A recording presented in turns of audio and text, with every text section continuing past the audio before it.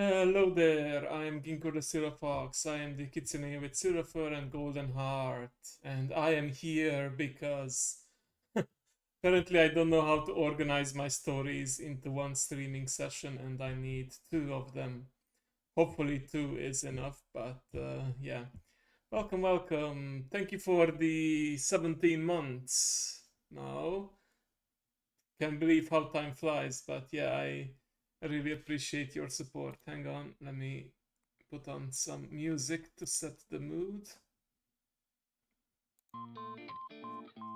There we go. So yeah, yesterday I started telling the story. It was mostly my mishaps, my suffering with the flight on Friday, and a little bit of Saturday while also showing off a bunch of merch and pictures. So today I want to continue where I left off and also show some more pictures, mostly posts and videos from Twitter. So yeah, let's get right into it.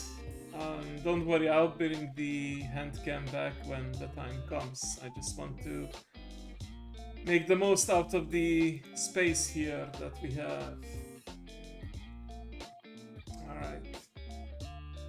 Oh, I knew I forgot to load the fishing program again. Hang on. Funny thing is, sometimes I forget to turn it off and then I come back later and realize, oh wait, the fishing game is still on, I should close it, but then I, of course, forget to turn it back on. Okay. Also, I noticed that the website for Fugi, the, reactives had a little update, and pretty much all of my previous avatars have been erased. Let me actually check it again. I think it just uses... Nope, there they are, okay. They are not actually gone, okay. I guess it was just a temporary bug, but yeah, it was rather strange. But yeah. Make it an OBS plugin, maybe. Well, it works most of the time. I guess they were just experimenting with some kind of upgrades and revamp, so yeah. It's all good. So, I believe yesterday I mentioned how most of the group went to watch Dokibird's Q&A panel. I had confirmation that Neo in fact did manage to ask a question, I believe. He asked about what kind of outfits she would like to get, and I don't remember exactly what the answer was, but Neo was happy with it, and apparently when he turned around, Doki saw Neo's backpack, the Ita backpack, the all decked out backpack, with Dokibird stuff, and praised it, so I'm sure that made Neo extra happy. Although I think he didn't actually hear that compliment. Yuri had to tell him later on that, hey, Doki was actually praising your backpack, so yeah, that's nice. But yeah, he was happy regardless.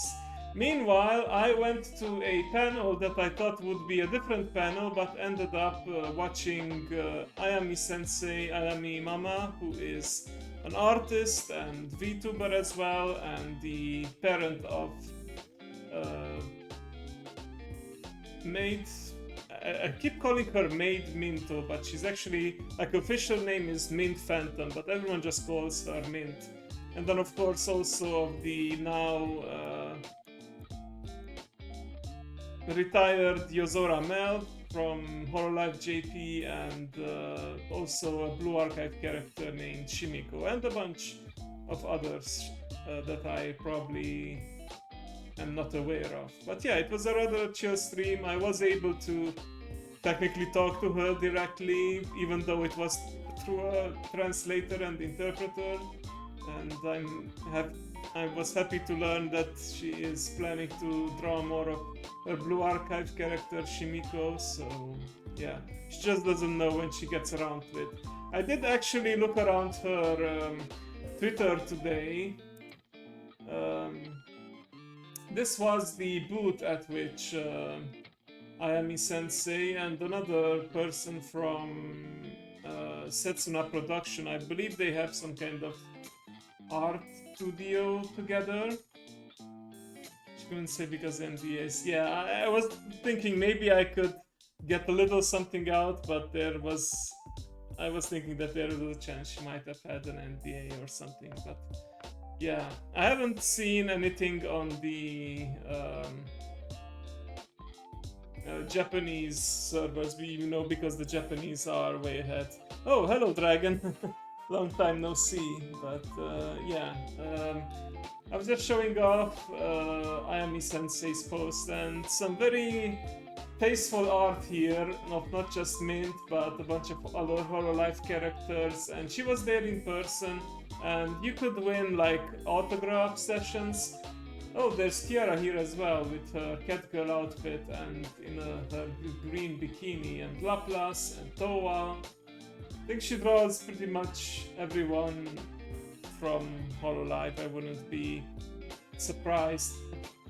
By the way, fun fact, this is her, like VEXPO was adding her regular account. She does actually have, ironically, it's called Ayami Pure, but I'm not sure I should be clicking on it because that leads to a not safe for work Twitter, and damn, she she doesn't hold back. Like, I don't know if you remember when I explained the whole level 1, level 2, and level 3 not safe for work thing, especially back on my Discord. Like, some of these I guess can count as level 1 not safe for work, but she also does level 2 and level 3 from what I have seen.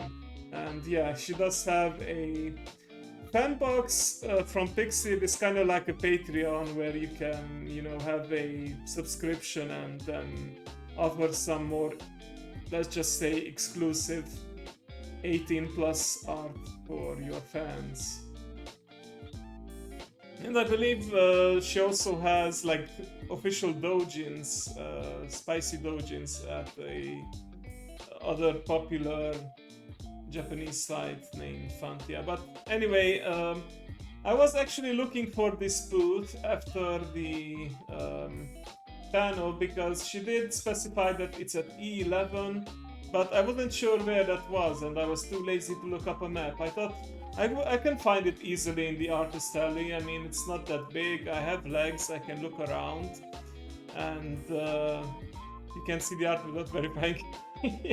Yeah, that's exactly that sort of art. Thankfully, I already verified my age once, and it seemed to have been enough for Twitter. But yeah. So yeah, I was struggling to find it. Turns out it was so. Let me draw you a little picture here. The artist alley, so let's say it was over here. The main stage was over here, and her artist booth was somewhere along like here. But there were also a bunch of other things in between, so it wasn't that easy to find, and it was a lot more narrow path in between the other booths and the main stage. So yeah. I did accidentally find the booth later on, and I saw that she was there, but I ended up deciding not to buy anything. I was happy to just buy stuff from the... I don't know, does this make me sound like, what are they called? A hipster, that I want to buy from lesser known and smaller artists to support them, but yeah, I mean, I can always just support her by becoming a YouTube member or a Pixie fan box subscriber, so yeah.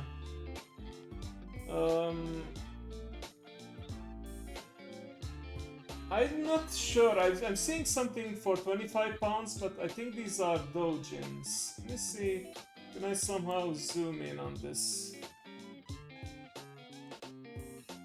Oh, I can do the, like if I do the browser zoom, it doesn't really help. Like usually, I would say an A4 was around 10 pounds maybe, or less, and of course you had like those special offers where if you buy 2 you get 1 for free, or if you buy 3 of them it's cheaper than if you at once, it's cheaper than if you buy 3 separately, so yeah. But yeah, lots of Mint Phantom and other nice art. Opening a new tab. Well, I am actually in a new... Oh, hang on. Maybe you're onto something. Oh, there you go. Thank you, Mao. I was not aware, but... Yeah, I shouldn't put prices over here by the looks of it. Looks like people were buying Laplace because this was marked as the last one. Usually the artist tally would show like the exact prices, but hers I guess was a special case. A3 is... oh, right there. A3 poster each 15. Well, I guess it's fair because it's bigger than the A4. I always found it funny how the lower you get with the numbers after the A, that the bigger it actually got. But yeah, very nice artwork. This is Mint's latest outfit, and also over here you can see her reply, "That's my mom," which is very adorable. Yeah, and if you think about it, like her and the other artist, I'm not familiar with this one, but she's, I guess, also from Setsuna Production. Oh, it's a team of creators looking to help. Okay, so it's like a company that helps sell stuff. It does merchandising and international event opportunities. Okay, got it. But yeah. Yeah, it's human art, and you know, they flew in all the way from Japan, so maybe I should have shown some appreciation by buying some of the stuff, but you know, I will find another way to do it. But yeah, I'm very grateful to have been at her panel, and even if it was by complete accident that I stumbled upon it. Like, I was aware of Ayami Sensei before that because Mint did say that she has the same mama now as Shimiko from Blue Archive. So yeah, that's when I looked into it, and oh yeah, it's Ayami Sensei. So yeah, very nice. Yeah, that's what I wanted to show from here. So after, let me erase some stuff here. By the way, I realize now, I remember that during those Draw My Life videos, well, first of all, there are videos, they are heavily edited. I believe people first record them just doodling and scribbling, then edit and speed up the footage, and they narrate over it later on, and I'm trying to do everything live, so no wonder it goes slower. And, you know, I try to talk about... rather than do a, you know, just quick recap, I try to talk about all kinds of details, and sometimes I get sidetracked and talk about tangents. But anyway, we reconvene after, I believe it was at the Itasha cards, which I have shown, but I can show again, like around this zone, where the fancy cars, the Ita. Sometimes I also hear them being called Ita cars rather than Itasha cars. Like Itasha, that's the full name, but Itasha I think is just like a description of fancy and like artsy decorated stuff. So it can be an Itasha bag and Itasha car as well. And if, of course, if you want to shorten it, you call it Ita car and Ita bag. But anyway, we met up over here, I remember that clearly, and if I'm not mistaken, feel free to correct me, Dragon, if I'm misremembering it. I believe the first thing that we actually did is go out and go for lunch, because by the time Doki's panel was done and Ayami Sensei's panel was done and we were walking around, it was already 12:30, so it was pretty close to lunchtime, and we went to eat at Subway. Yeah, and thankfully the queue wasn't so bad, and I tried for the very first time. Let me see if I can find a picture of it. Oh, you see my browser history like this. Maybe I should hide it for a second in case there's something suspicious there.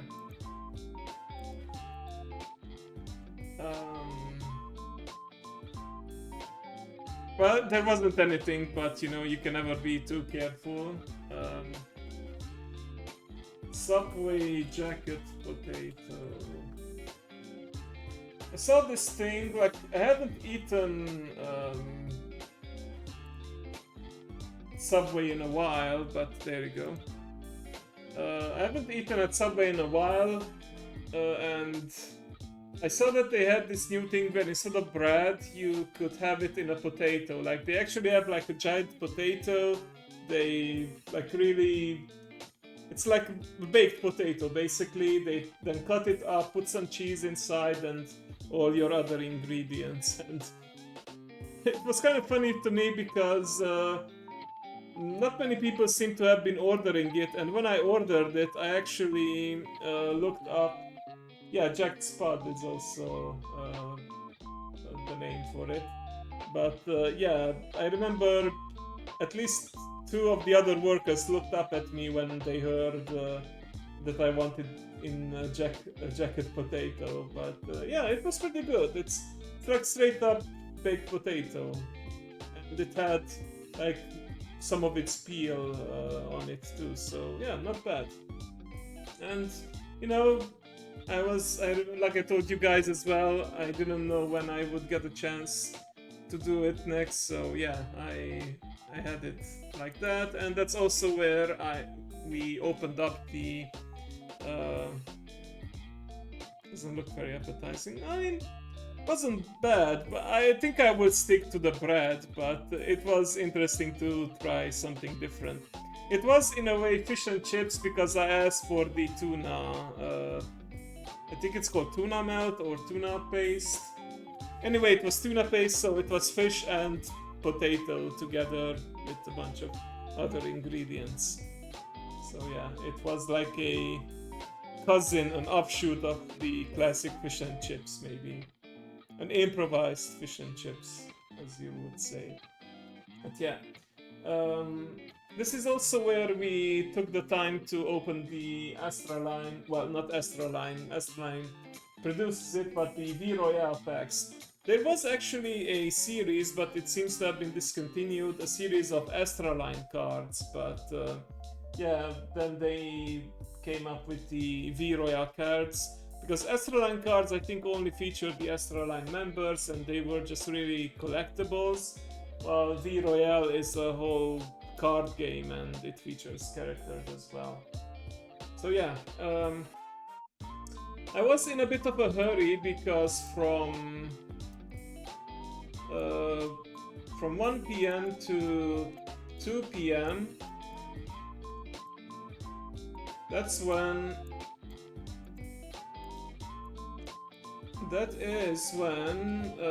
Lumi and Mary were holding their meet and greet and autograph session, and it was already past 1 p.m. by the time we finished eating, but it wasn't too bad. I figured I didn't have to be on the dot at 1 p.m. I knew that I would get a chance to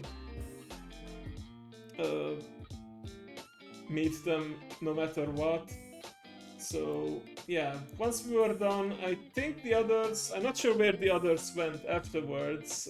I think they were just looking around the con, but I knew I had to... Actually, I think Yuri went back because she needed to pick up part of her cosplay, because she had the site with the Cali cosplay, but she didn't bring it from the morning because it's kind of cumbersome and yeah, kind of a pain to lug around everywhere. So she, I think, went back for it so that she would have it uh, in time for the so-called HUKEC, the Hololive UK enthusiast meeting, which is where we took these pictures, and you can see the other fans back there actually.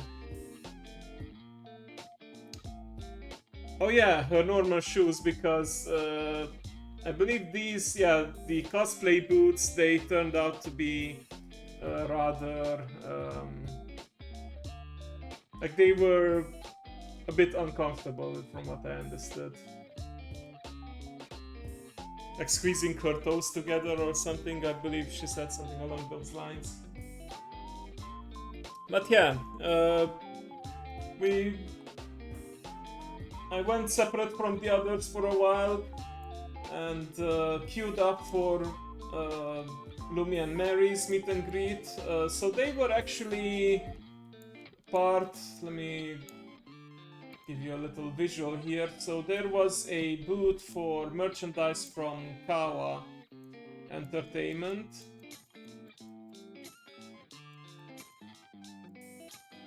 They are also the ones who are selling the V Royale card game, and imagine that there was like a desk at the back of the booth, Lumi on the left side, Mary on the right side, and there was also like a little TV screen over here where you could get the meet and greet with a different Kawa Entertainment Associated Awa the Kawa Entertainment Associated VTubers, including Alfie, but I believe Alfie, I remember she was supposed to also make an appearance on Saturday as a virtual meet and greet, but it was postponed for Sunday. But Lumi and Mary's meet and greet went ahead as scheduled, and I remember having to queue up like I was coming from over here, the entrance, and yeah, oh, it's a rather too big of a dot. Let me make it a little smaller, maybe. Here we go. So yeah, I was queuing up, and eventually, like, it was even snaking around, and yeah, that's what a lot of conventions are. That's why you need to, like, if I find it that it's best to have a balance in between, like having everything scheduled and also leaving some free time to do just whatever you feel like doing, to roam around, because yeah, you want to know if there's something that you really want to do, something you really want to see, you want to make sure that you take note of the time and you queue up on time. On the other hand, you don't want to be just in queues all day, right? But yeah, this was definitely one of those things that was worth queuing up for, and yeah, let me turn on the camera a bit for this part. Hey, we invented queuing, so really, in Britain? I wouldn't know that. Alright, where was it again? Here we go. So, at the Cow Entertainment booth, they were selling these exclusive Astraline art for VEXPO 2025, which features Mary and Lumi and the Big Band and some overall very nice artwork. And it was actually on the way, like the stall that sold some of these prints was on the way to Lumi and Mary's desk. So I was like, you know what? I knew I was gonna ask them to sign the cards, but I might as well get some nice exclusive artwork, and this is something that both of them can sign, and you can see how both Lumi and Mary signed the artwork. So yeah, I'm very happy about that. And yeah, eventually it was my turn, and I managed to. Because of the way the queue worked, you would meet Lumi first, or and then Mary. I don't know if there was anyone who just went straight for Mary or only Lumi. I think everyone, because they are almost like a package deal. Like they have been collaborating and they have been friends for many years, and Lumi calls Mary her cousin and all that, even though I'm pretty sure they're not actually blood related. But yeah, so yeah, I finally my turn to meet Lumi, and even though she usually usually, I mean, it was like only 2 other occasions where we met, but before she recognized me right away in last year's VEXPO, because she remembered me from Dokomi, where I first introduced myself. But this time she wasn't sure. I mean, to be fair, I did put on some weight, but also I was in cosplay, and I remember I had to like take off the sunglasses and oh, it's you, Zamal, and yeah, it was very wholesome. She even came out from behind the stall to give me a quick hug, and yeah, it was very wholesome. Like I said, I think I mentioned yesterday already, I got some Finnish candy, and I got some free Lumi stickers and a pin, I believe, but I'm still not sure where I put it. I'm pretty sure I put it away eventually in the bag, but I remember after Lumi signed the cards and poster for me, I almost forgot the candy and the goods at her side of the table, and she actually attracted my attention to not forget it. And I remember picking it up, and I think I put it away, but I don't know where anymore. I could have also put it in the bag, but then pulled it out somewhere while rummaging for other thing. Anyway, there's still a chance I might find it, but yeah. I'm pretty sure I would have remembered if I ate the Finnish candy bit, because it's rather interesting. It has a lot of anason, I believe it's called. It's not necessarily sweet, but more like herbal, even bitter a bit.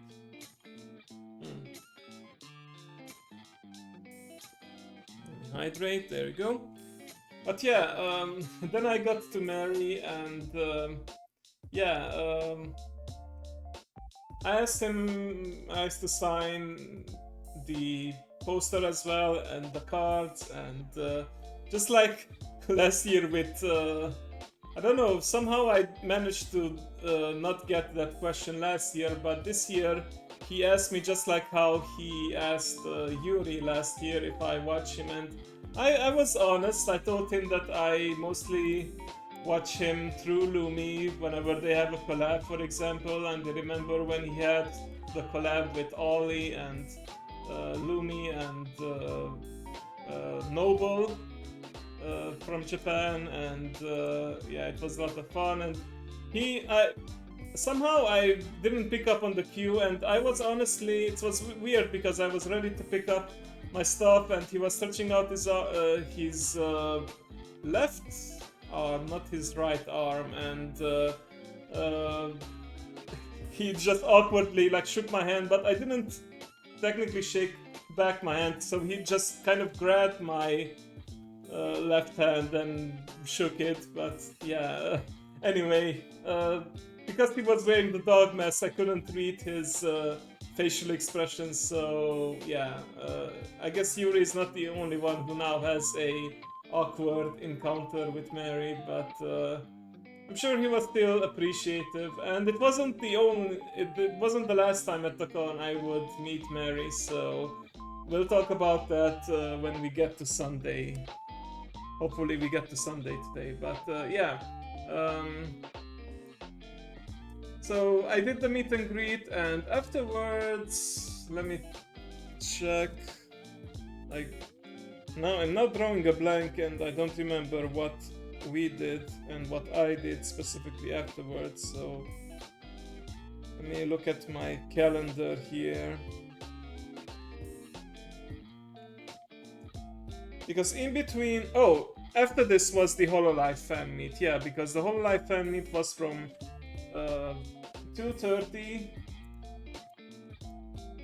Hang on, not this one. So the HoloLive fan meet was from 2:30 up until 5:30. So pretty much, I remember meeting up with everyone again, and then Yuri was, I think, already back from picking her stuff up, and yeah, we went to the HoloLive meet and greet where we took a whole bunch of pictures. There's also a group picture, but I'm not gonna be showing that because I'm not sure what's the policy on that, and I don't want to show people's faces if they don't want to, if they haven't given express consent to it. But I mean, you can probably join their Discord server, and I'll have to see where I can actually find, because they had like official photographers, and we would like sometimes gather up and okay, they ask all the cosplayers, then all of the HoloLive EN Generation 1 cosplayers, all of the Generation 2, all of the Generation 3, all of Holo Japan Generation 1, 2, Holo X, Reglass, where it's either Reglass or yeah, I think it's Reglass where Riri-chan is from, that you know, Rachel was cosplaying. But yeah, yeah, there's her plushie as well. I remember when they asked if there were any HoloLive Indonesia cosplayers, there was a single girl who was cosplaying Rainy from Generation 2. But the next day I did see an Ollie cosplayer, but I guess she wasn't there on Saturday, or just wasn't there on the meet and greet, because yeah, there were more than one. And sometimes some of the cosplayers needed a bit of convincing to actually go out and get their picture taken. Yeah, it was a bit challenging to find ID merch compared to the rest, but I guess that's just how things are. Like if there are conventions at the Southeast Asia region, I imagine HoloLive ID is more prominent there compared to Holo EN or Holo Japan. So yeah, I guess it's just how things work. But yeah, we took some pictures, we had some fun, and that's also where some footage was recorded, because Yuri had an idea for a little meme here. And she uploaded this to her TikTok and also her YouTube shorts. I'll just let the video speak for itself. When Gigi asks to play LOL one too many times.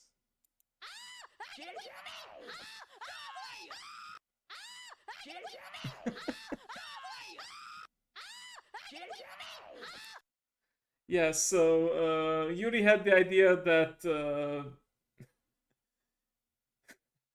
that she should chase Neo with the scythe, and I just gotta say I really love the way Neo is running.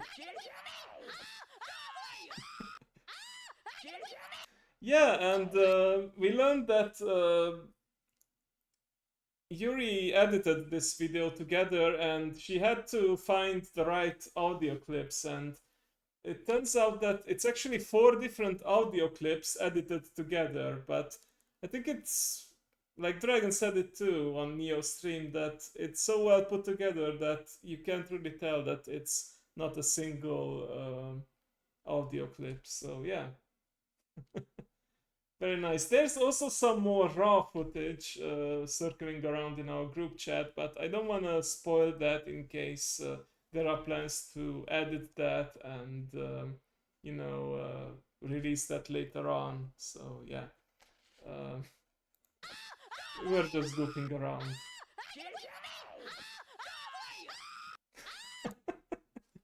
Can't get enough of it, but yeah, I should move on before I get too carried away with that. Yeah, there might be a part two, because uh, there was some other instances of running around.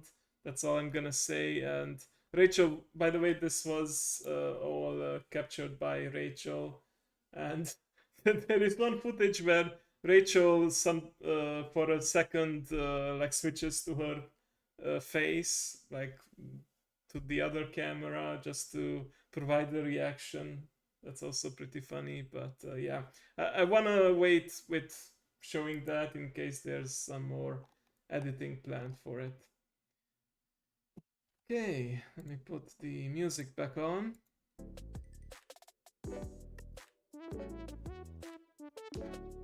So after this, we had some free time and went around different places. But it was sooner or later, it was actually time to... I don't remember, like Neo and Yuri said this as well, that it went by so fast it seemed to be a blur sometimes. I don't remember exactly what was between, for example, 3:30 and... Let me just draw it. Like in between 3:30, I think the meetup actually ended later than that, but let's just round it up. From 3:30 up until 7:30, when it was time for me to do my meet and greet. I have no idea. I'm pretty sure I didn't go to any other panels or presentations or anything. Oh yeah, there was also coffee. Indeed.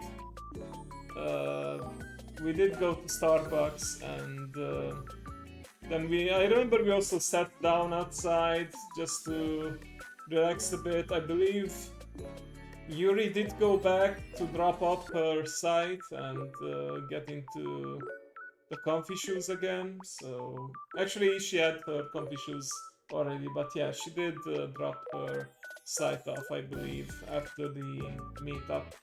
But yeah, eventually the time came for the 5:30 event, which for me was the meet and greet with Nana Amano, a VTuber that I have been watching for a while, but mostly VODs because she streams at times when I'm either at work or when I'm streaming myself, but I like her a lot because of her ASMR, and sometimes she has really funny gaming videos as well, and I also appreciate that she likes Star Wars too.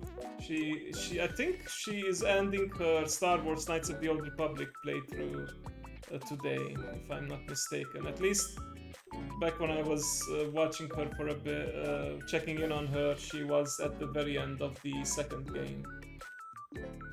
Yeah, the indie concert was from 8:30. Now, it was a bit of an awkward timing because Nena Amano's meet and greet was from 7:30 up until 6:30, and that would overlap with the concert start, which was at 6. So I knew that I would probably not make it to the very beginning, especially because the meet and greet session did not start at 5:30 sharp, and I wasn't the first person in queue.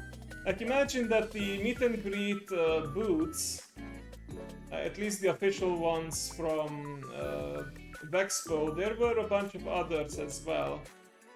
I believe there was a total of 6 booths arranged like this, and you could queue up from this side for the first 3, and then 4, 5, and 6 were queued up from here. And yeah, there were actually some big name VTubers, some of them quite early in the morning, like Project Melody, Matara Khan, and so on. Nene is kind of like in the same viewership range, I feel, as Lumi, but she, even though she dual streams on both YouTube and Twitch, she has most of her fan base on YouTube. She used to be part of a VTuber group called Kawaii, but unfortunately that company went out of business. Sounds familiar. I mean, she phrased it as it imploded. It went out of business last year in December, but the good news was that she was able to keep her IP. Like, she was allowed to continue to be Nene Amano as a indie this time, and she got model updates, and I remember it's pretty funny that she used to, like, just like with many other agencies, there are like generations, and she was actually, I believe, first gen in Kawaii, and she had a Kohai in the second gen, and that Kohai, like the younger student, she's also an artist and rigger, and she later became her dad, as she calls it. I mean, that's what we call it in the VTuber world. The papa is the person who does the rigging, regardless of gender, and only in this world could we say that a Kohai went into become someone's dad. So yeah, that's just how it is with VTubers. Yeah. Full circle, kind of, yes.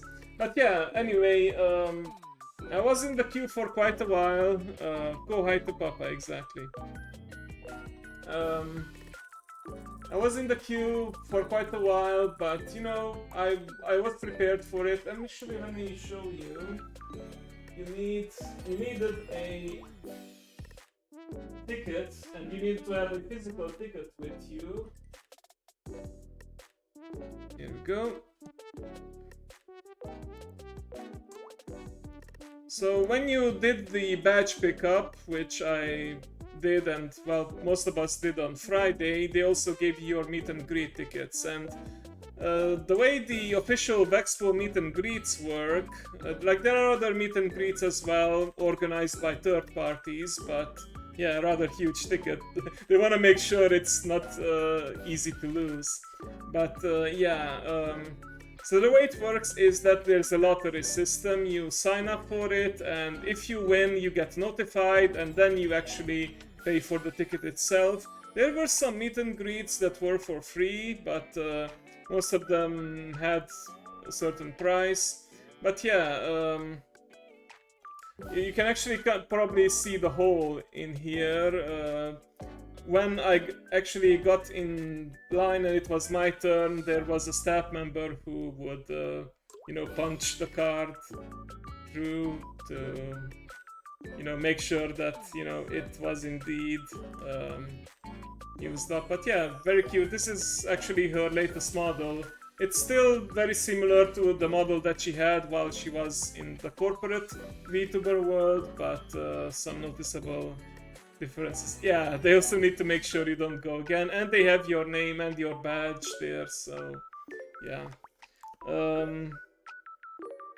So yeah, well, let me oh, okay, so the back of it shows that proudly sponsored by Fireshine Games, which I remember before some panels they were actually running some ads, and Fireshine Games was showing up some kind of train game. I forgot its name, but yeah. Of course, you gotta have sponsors for these events too, to make sure you have all the necessary funds. I would have gotten also a signed card which also features this very same artwork. They had a pen plotter, which I think the talent could write their own message, like submit their message, and then they hooked the pen plotter up to the computer, and then it would like write out their message and their autograph on it. The problem is there was a problem with the system itself, and when I queued up to get the signed card, the lady said that, sorry, can you come back tomorrow because I just can't find it in the system, and if you come back tomorrow it should be fine. And I was like, okay, sure. I was in a hurry anyway to get to the concert because you know, that was from 6 p.m. and yeah, I missed a couple of performances, but I think I got there by, I don't want to lie, I think it was like around 6:20, like 20 past 6. I don't think it was 5:30 yet, but pretty close to it, because yeah, the meet and greet started a bit late, and I was kind of like in the middle of the queue, not at the very end of it, but yeah, still, lots of people lining up for it, and it was quite impressive. By the way, I remember I rehearsed what I should tell her, that, you know, I told her that I'm a Cloud Tomo, that's her fan base name. Densha Attack, yes, that's the game where you do Tony Hawk stunts with Japanese trains. Thank you, Dragon. Densha Attack, now it's coming back to me. But yeah, I told her that, you know, I'm a Cloud Tomo, that's her fan base name, Cloud, as in Cloud, and Tomo as in Tomodachi, friend, so Cloud friend. And actually her fan mascots are clouds, and her membership emotes are also very cloud based, and she has a lot of other emotes like that. Oh, well, where there's a way, there's a where. Wait, how does the saying go? Where there's a will, there's a way. Yeah, that's it. Okay. But yeah, I remember rehearsing my line and what I would tell her so I don't choke. Like, she was in a pretty big screen, like right in front of you. It was like the TV had more height than width. I don't know why I'm trying to show with my hand when I can draw it, so something like this, and she was within it, and it was like on a stand like this, so she was almost as tall as me. But by that point I took off my sunglasses because I felt it would be a bit disrespectful to not look at her directly but through the sunglasses in the booth. So yeah, where there's the way, there's the will. Yeah, you know what, that works too, I bet. So yeah, I told her that I'm mostly a VOD watcher, but I love her ASMR content. It literally helps me go to sleep, and that's the truth. The last thing that I do is put on some of her ASMR or some other ASMR content in general, and yeah, I go to sleep. I also loved her gaming content. I also appreciate it as a Dragon Age fan.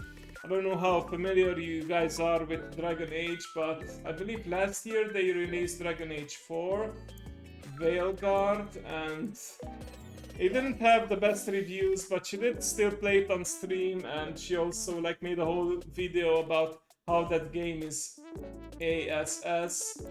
And yeah, that got a lot of traction of it, and I just told her, thank you for saving me from purchasing Dragon Age Veilguard, because that didn't seem very good. But right now I believe it's available for free on the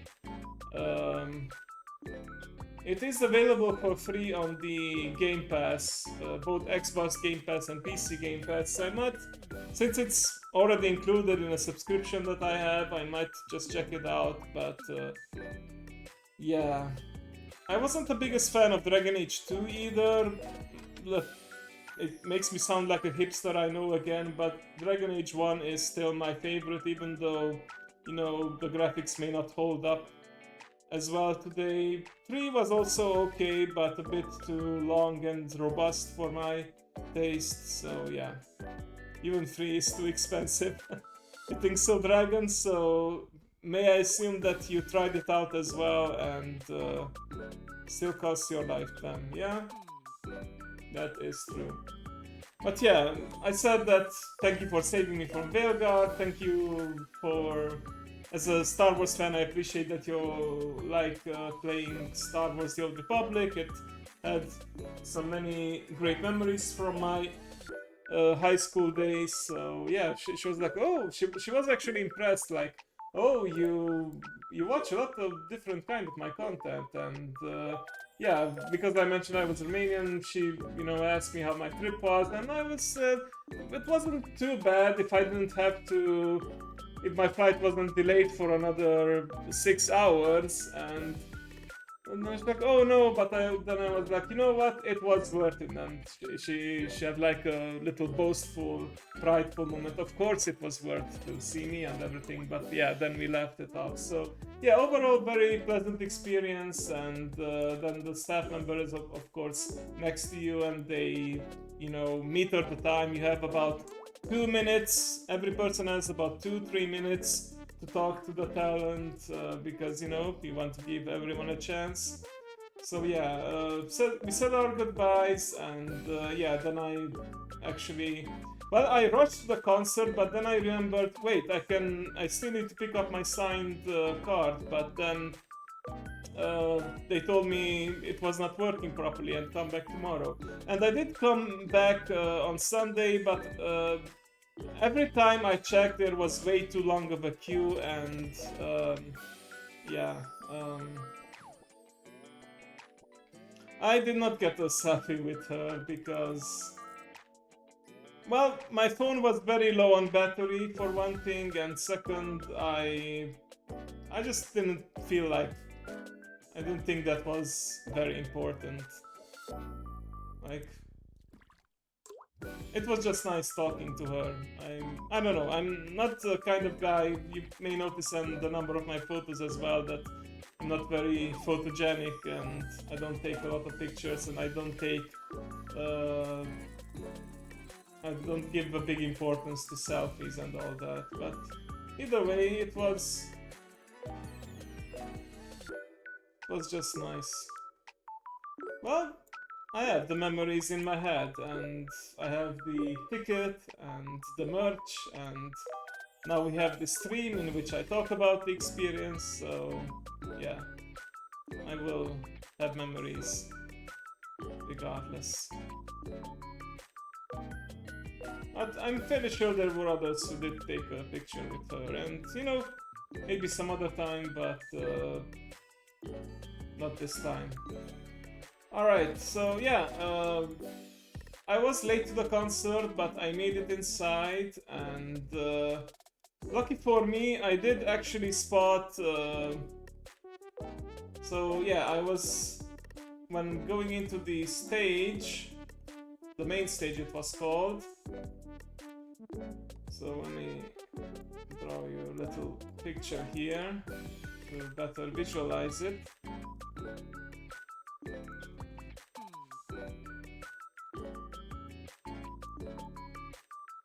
So the big screen at the main stage was, let's say, over here,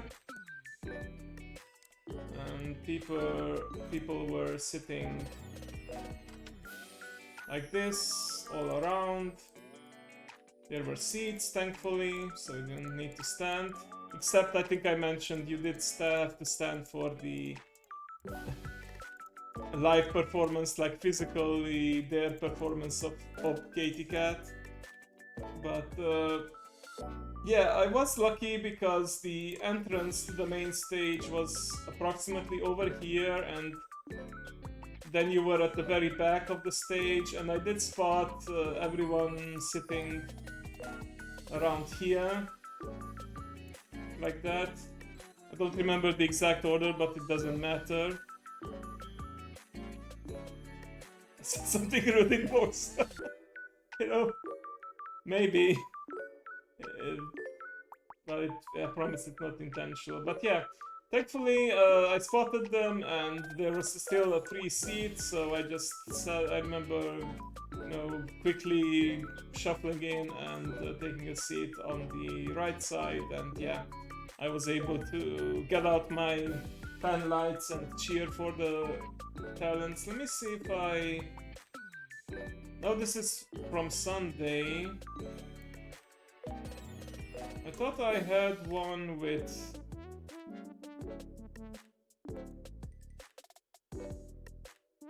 Well, I'm sure there are pictures somewhere out there of the concert itself, but Nena Mano herself was actually part of the indie concert, so I imagine how she had to finish quickly her meet and greet and then make sure she was there on time for her performance. It was a bit, I think, like about 6 different, 6, 7, maybe more performers at that. And that's also where I learned about this VTuber. Like, I did hear about the name before, but I wasn't aware what she was about. She was the last to perform, but before that, Neo, Raven, Rachel and Dragon, they decided to leave the concert a bit early because, you know, I said yesterday that sometimes things get pushed back a bit and the concert was going on longer than expected. It was supposed to be like from like 6 up until 8. I was supposed to do a line here, up until 8. And yeah, it was going overtime a bit, and they decided it would be probably a good idea to get something to eat because we're not sure anything is still open at these late hours. But it turned out that Subway was still open, and Yuri brought them. So Yuri and I stayed behind because we wanted to see the very end of the performance. And yeah, more Subway food was acquired, and we put in our orders, and Rachel paid for mine, and later on the next day I did repay her by getting her lunch at the Maid Cafe. So overall it was covered. And yeah, we watched the last performer together with Yuri, which was Otsuka Rei.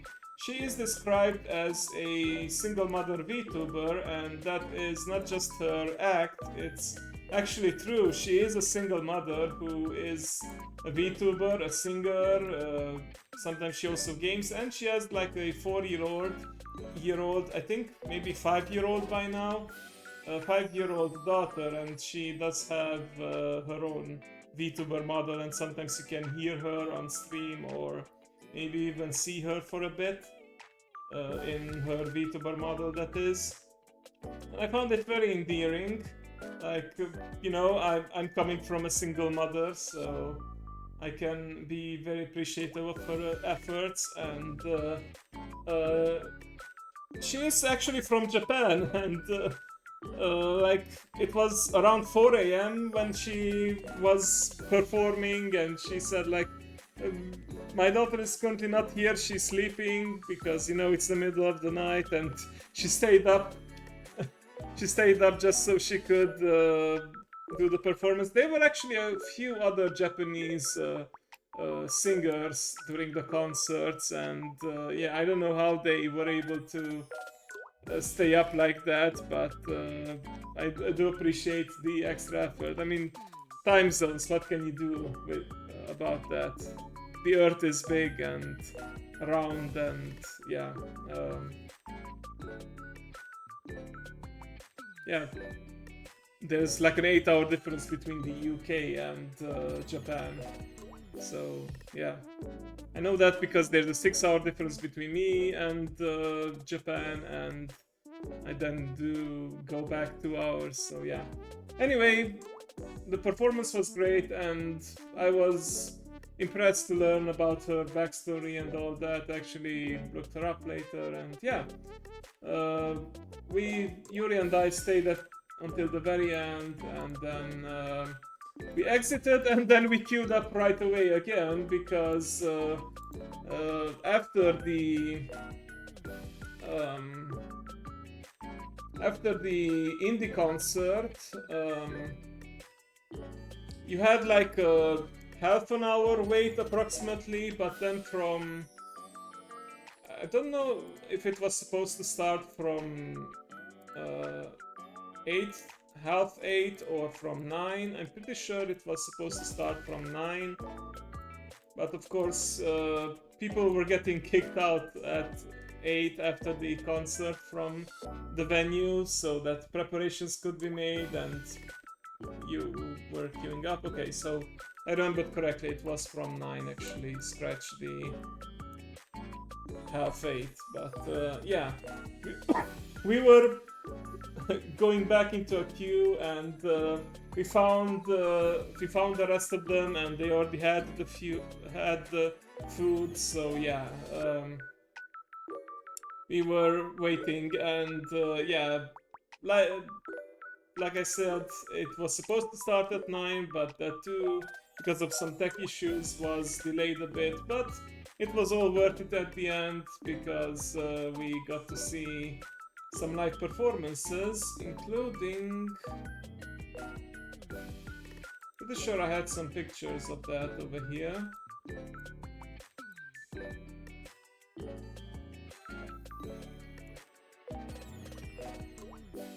Hang on, let me zoom out a bit. I'm a bit disorganized with this. Right here, yeah, it's over here. Down here.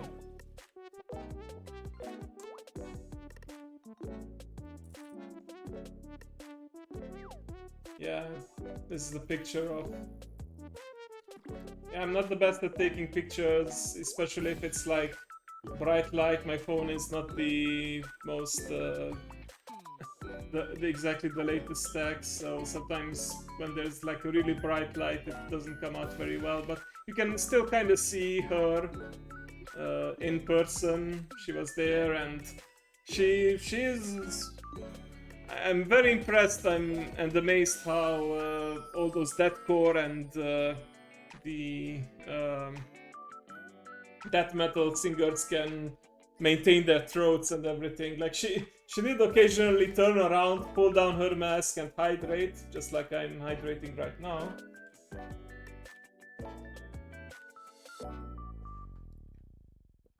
That's clearly with all that yelling and throat singing, you do need all the lubrication you can get. But yeah, it was awesome, and you can see that people were actually standing up for that and cheering like that rather than sitting down in their seats. And I remember that Rachel demonstrated her problem solving and organizing skills, because let me show you this with our portraits. So we couldn't see, by the time we managed to get into the main stage again, we couldn't find a spot where there were 6 empty seats. We couldn't find a row that had 6 empty seats.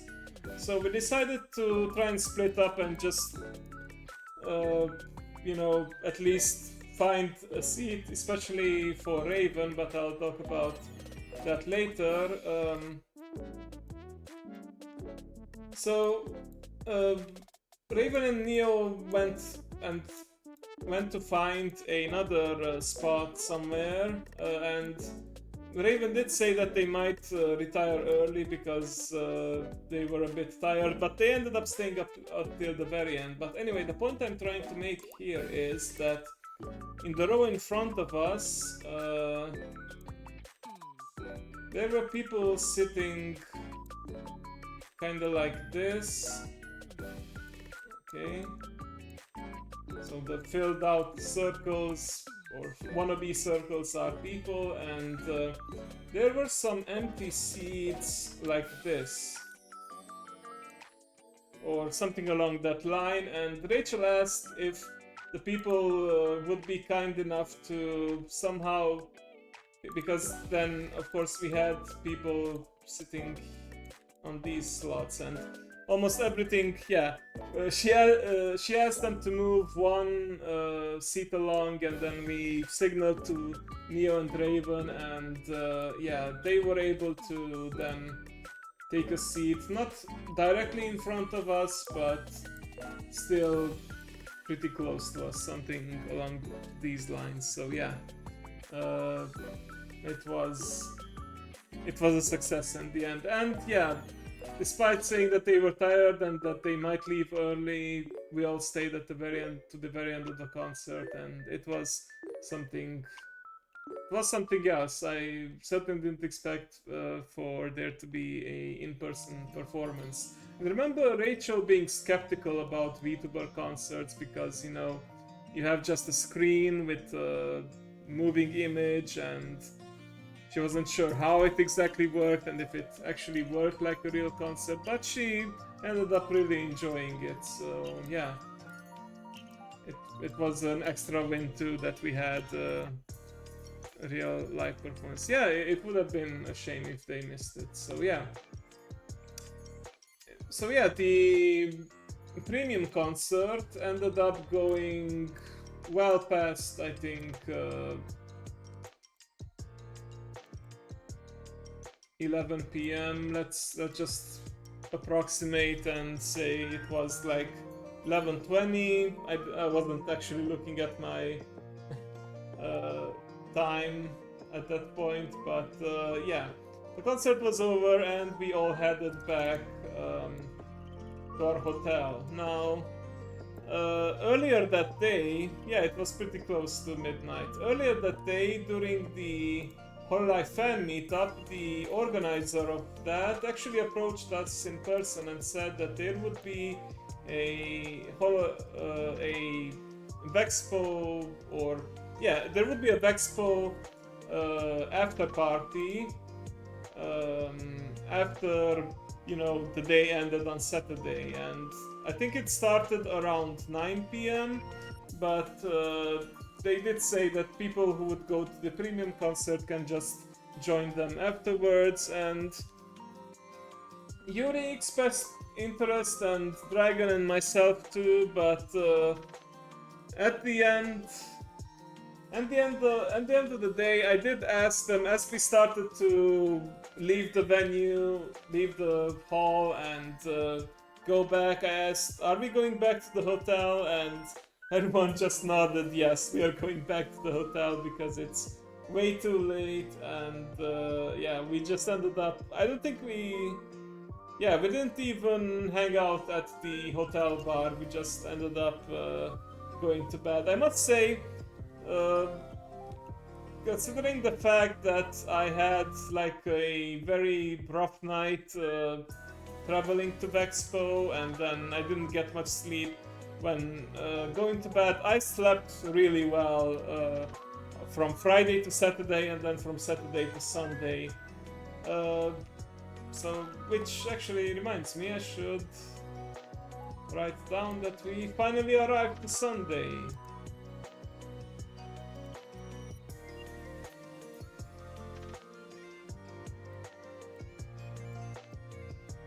Yay. I think, Dragon, you and I woke up refreshed for Sunday, but for whatever reason, Yuri, at least Yuri, Neo, and Raven, they needed coffee badly, they said. And I remember Neo actually tried to have what she talked about in chat before, but I didn't expect he would actually do it.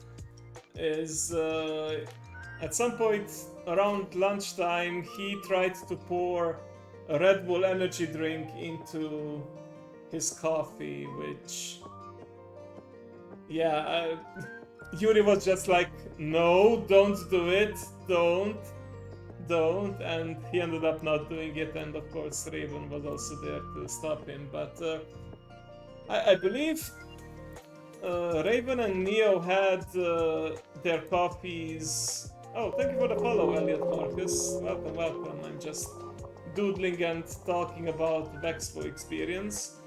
But yeah, I believe Raven and Neo had coffee already in the morning at the hotel.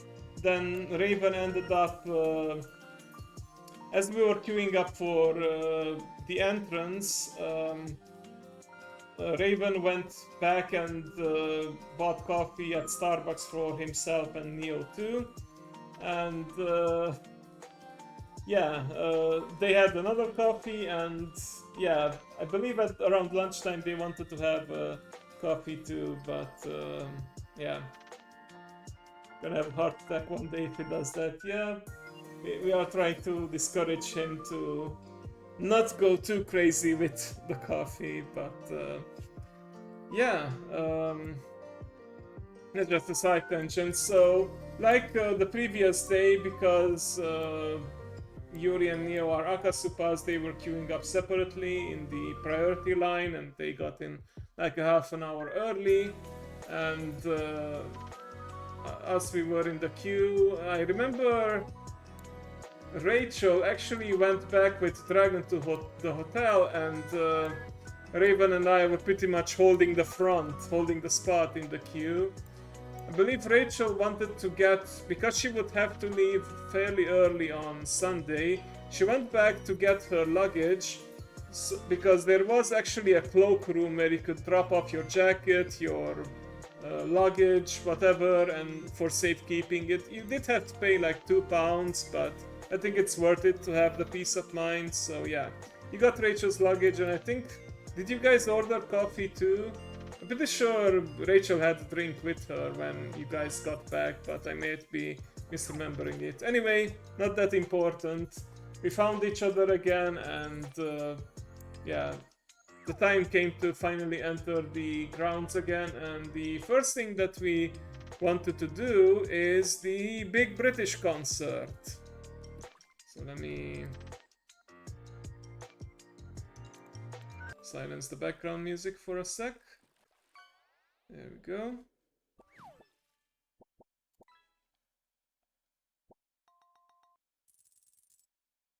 Ah, so you actually met Raven at the Starbucks as well. Yeah, there you go. Raven was actually in the queue at Starbucks for a while. He did say that there were a lot of people there, which, you know, is understandable. Let me see. Yeah, so there was pretty, like, I think this was one of the highlights for me of the event, the Big British concert. Sadly, I couldn't stay for all of it, but like at the indie concert and premium concert, a bunch of VTubers were performing, except it was all like very well-known English songs, and also they had subtitles so that people could sing along. And there's actually a performance here. I believe a clip of it.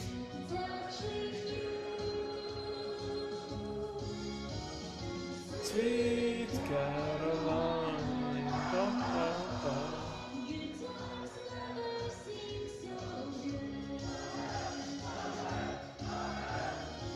I was actually in the back here because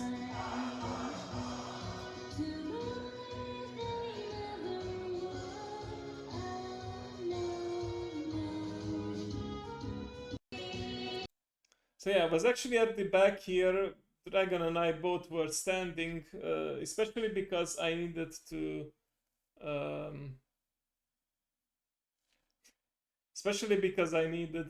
leave early, but I'll talk about that in a moment.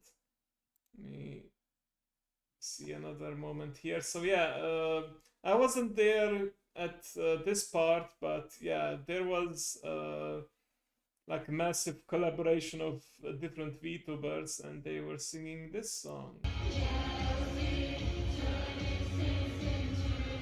Love the way everyone has different colored pen lights.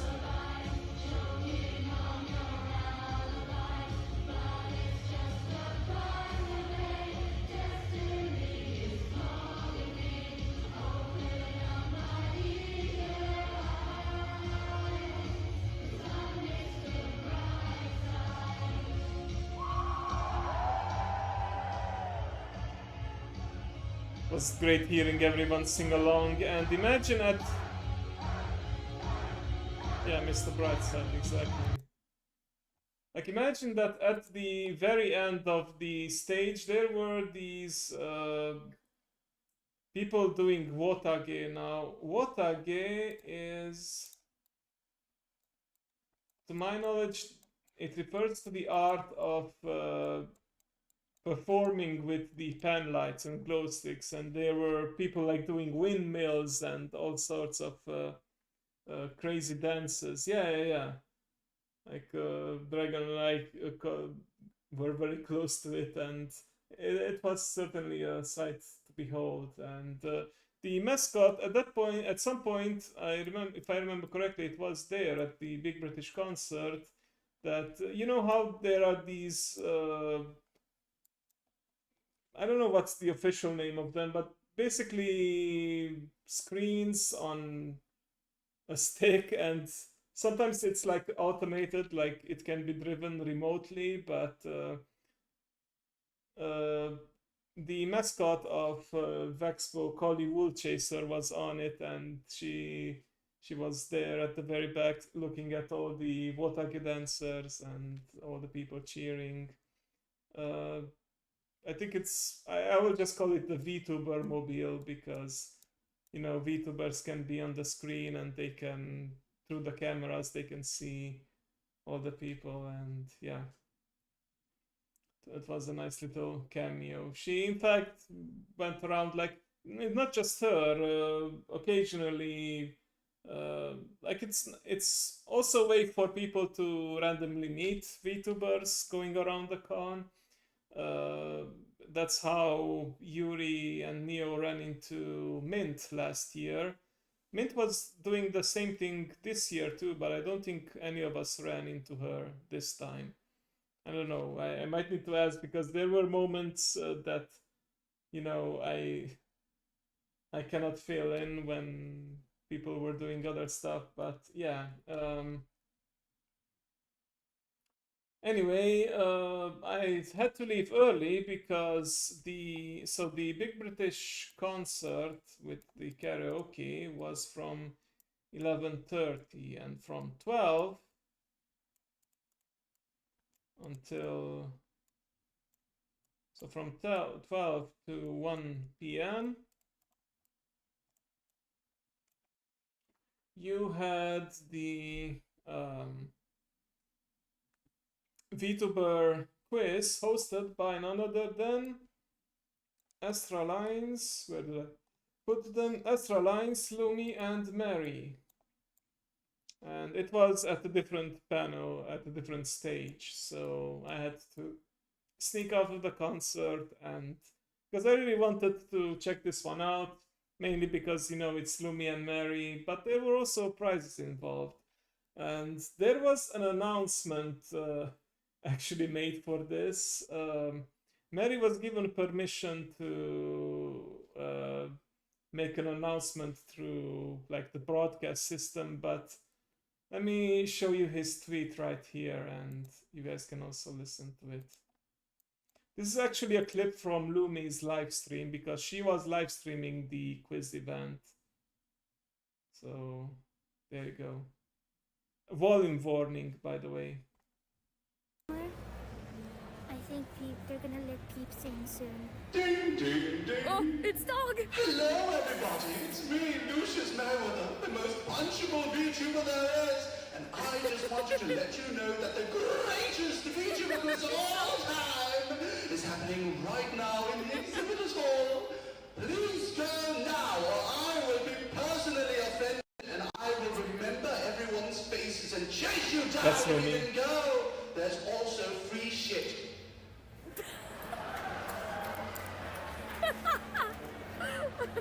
Everybody laughing. Ding, ding, ding. I apologize for swearing. Apparently I wasn't allowed to do that. Please say bye.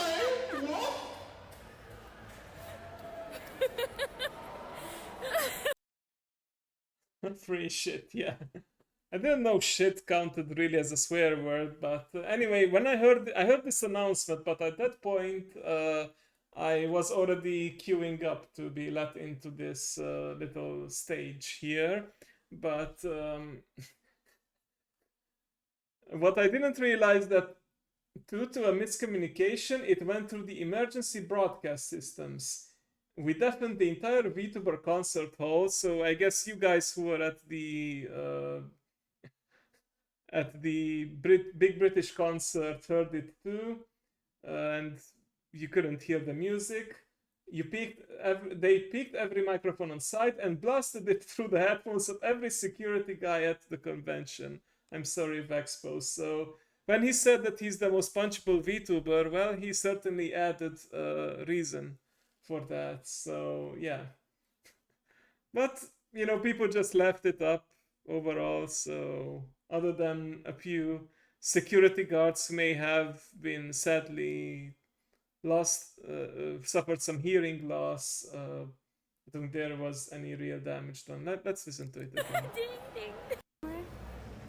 I think people. But it does make me think it would be nice if people actually had like more of these broadcast systems, because yes, they announce schedule ahead of time, and yes, they have websites where you can double check it and everything, but it would be nice that every now and then we get these broadcasts to remind people, oh, there's this event happening right now over here. So yeah, They're gonna keep saying soon. Ding, ding, everyone got the message whether they wanted it. Hello, everybody. It's me, Lucius Merriweather, the most punchable VTuber there is. And I just wanted to let you know that the greatest VTuber quiz of all time is happening right now in the exhibitors hall.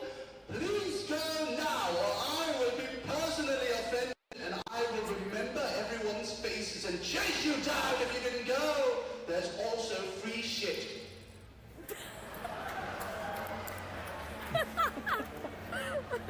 Everybody laughing. Ding, ding, ding. I apologize for swearing. Apparently I wasn't allowed to do that. Please say bye. What?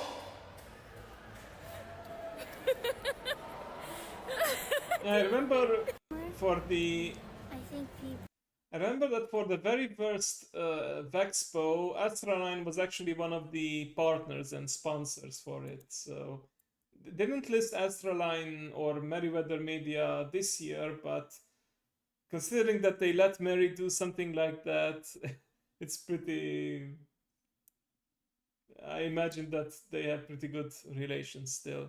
Is she wearing colored contact lens, or are those natural? I think it's colored contact lens because Lumi likes to cosplay herself. Yeah, I think it's colored contact lens to match her VTuber eye colors. Yeah. And it's probably a white wig as well, because I don't think she's that old to have gray hair and everything. So yeah.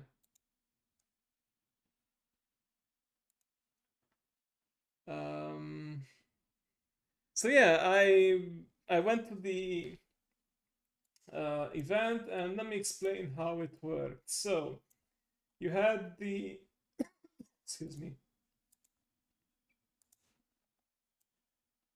It wasn't like a huge room, and of course it weren't as many people as the concert, but still, I think it filled up.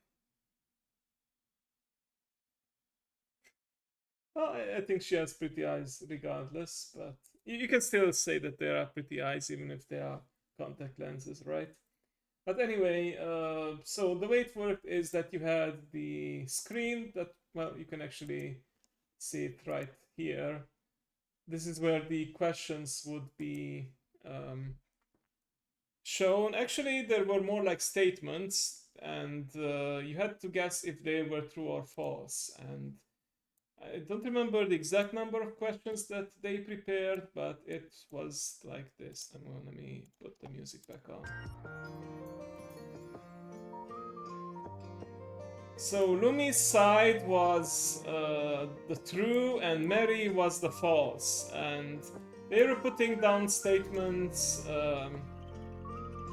and you had to correctly guess if it was true or false. If it was true, you had to go to Lumi's side, and yeah, we were actually standing for this. Oh, hang on, that's not what I want to do. That's too big of a circle. Never mind.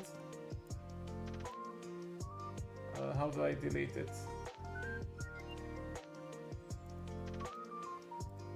Oh, now I can delete it. Anyway. Yeah, so you had to go either to the left or the right. Simple enough concept. And the nice part about this is that even if you're not sure about the answer, you can just follow the masses. But that can be a trap because sometimes the masses may not be correct. And that turned out to be the case around question number 10, I believe. Yeah, it was. I'm pretty sure it was either question 10 or 12. Anyway, you can actually check out Lumi's live stream if you want to see the whole thing. But yeah, the question that got the herd mentality, exactly. The question that got a lot of people. Where am I? Because I want to be there too, because I was in fact present and going left and right.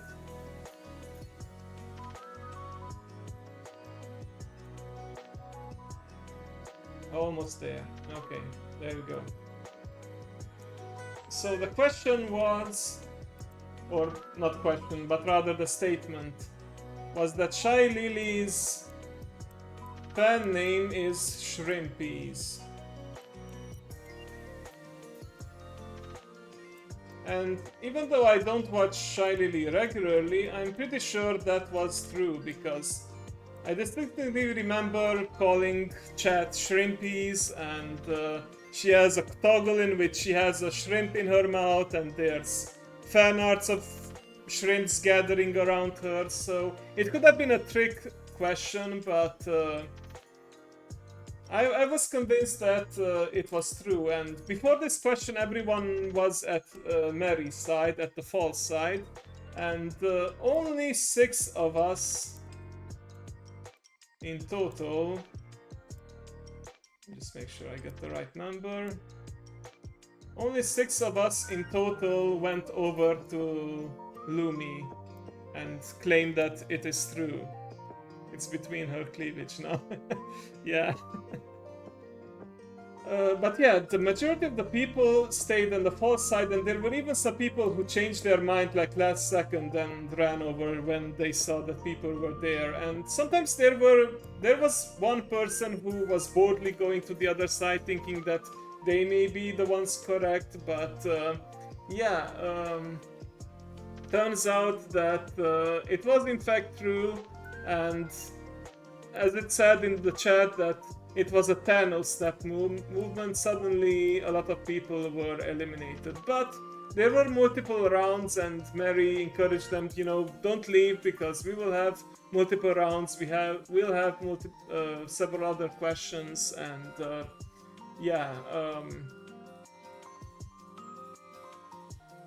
we will have several other questions, and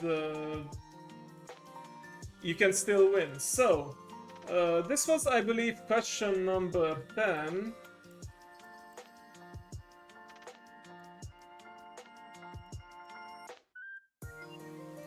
At question number 11, I don't remember what it was, but I know for certain that it was false, and all of us remaining players, all 6 of us, correctly went over to the other side. And then question number 12 came, and it was about Neurosama. There was actually a question about Neurosama before, whether she's programmed in Java or not, and she's not. I mean, Java is not, I don't think it's good enough to program AIs like that. She's programmed in C#, like, I believe her VTuber part is in C#, and the AI, like the whole AI intelligence, is in Python, or it may be the other way around. But anyway, that was not this question. Question number 12 was, what was the original purpose of Neuro? Like, what did she do originally on stream? And I knew, thanks to a clip that I watched earlier, AI is best with Python. It was Osu. And the statement was actually that Neuro-sama originally played chess on stream. And this is where things got really interesting because we were completely divided in half. 3 of the people went over to Lumi, but 3 of us stayed confidently knowing that, you know, that's not the case. And that's when the winners of the first rounds were decided, because she did play chess, but it was way later, yeah. I don't even know if she played chess at all, but I knew for sure that she was meant for Osu, because I saw a clip in which she flipped out after choking at Osu, and I remember someone in the comments saying like, I was built for this and I failed, how can this happen? So yeah, thankfully I knew about the Osu thing. One question that was a bit tricky, one of the earlier questions was, when did Kizuna Ai debut? Like, the statement said that Kizuna Ai debuted in 2017, and thanks to the VTuber 101 that Yuri did, I knew that she debuted in 2016 or 2015, but I knew for sure that it was not 2017. Because that's the year that Tokino Sora, the first of Hololive, debuted, so yeah. That was one of the questions that I'm really grateful that I was there for the VTuber 101. And I also wasn't 100% sure, to be honest, of the programming language for Neuro-sama, and I was hesitant a bit with the Shrimpy question, because I thought it would be...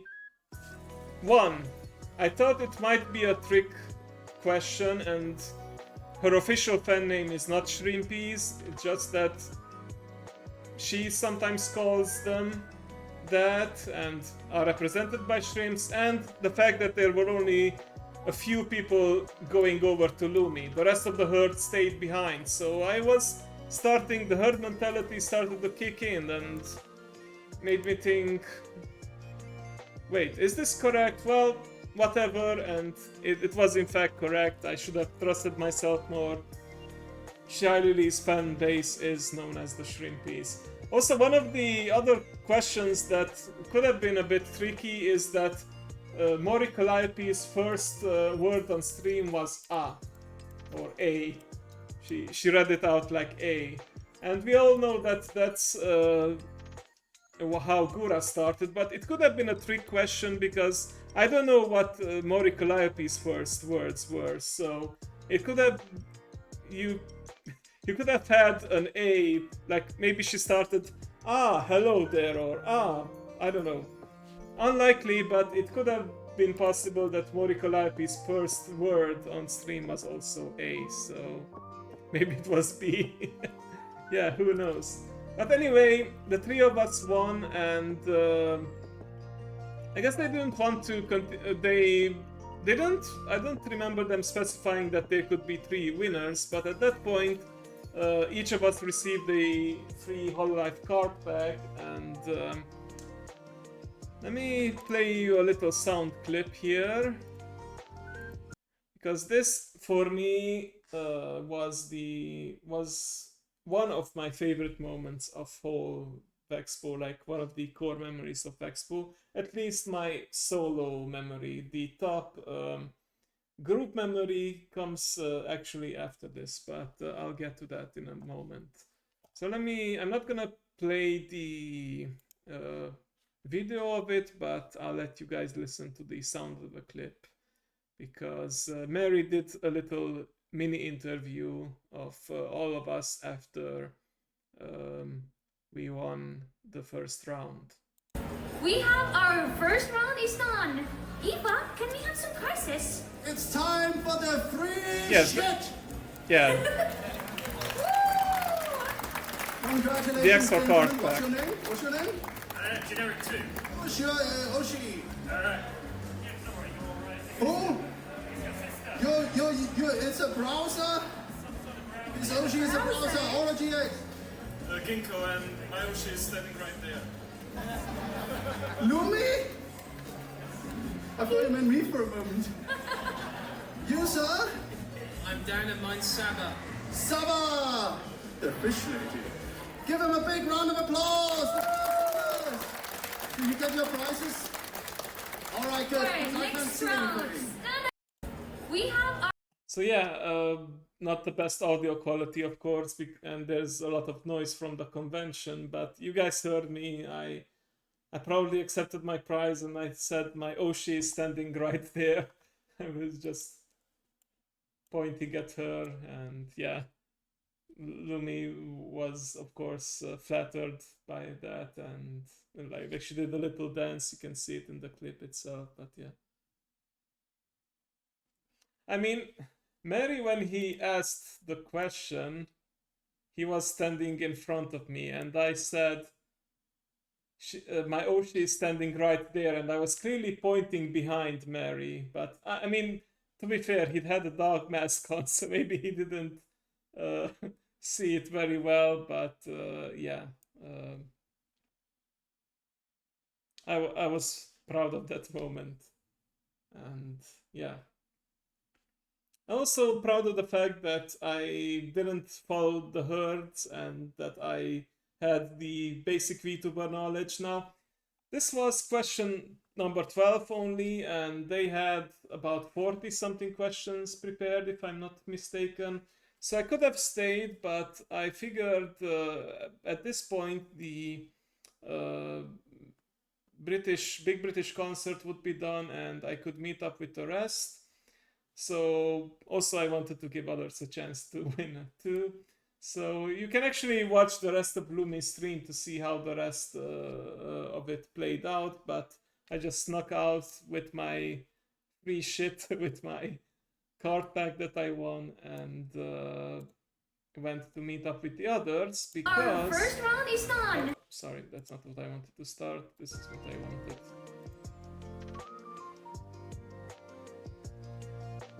So yeah,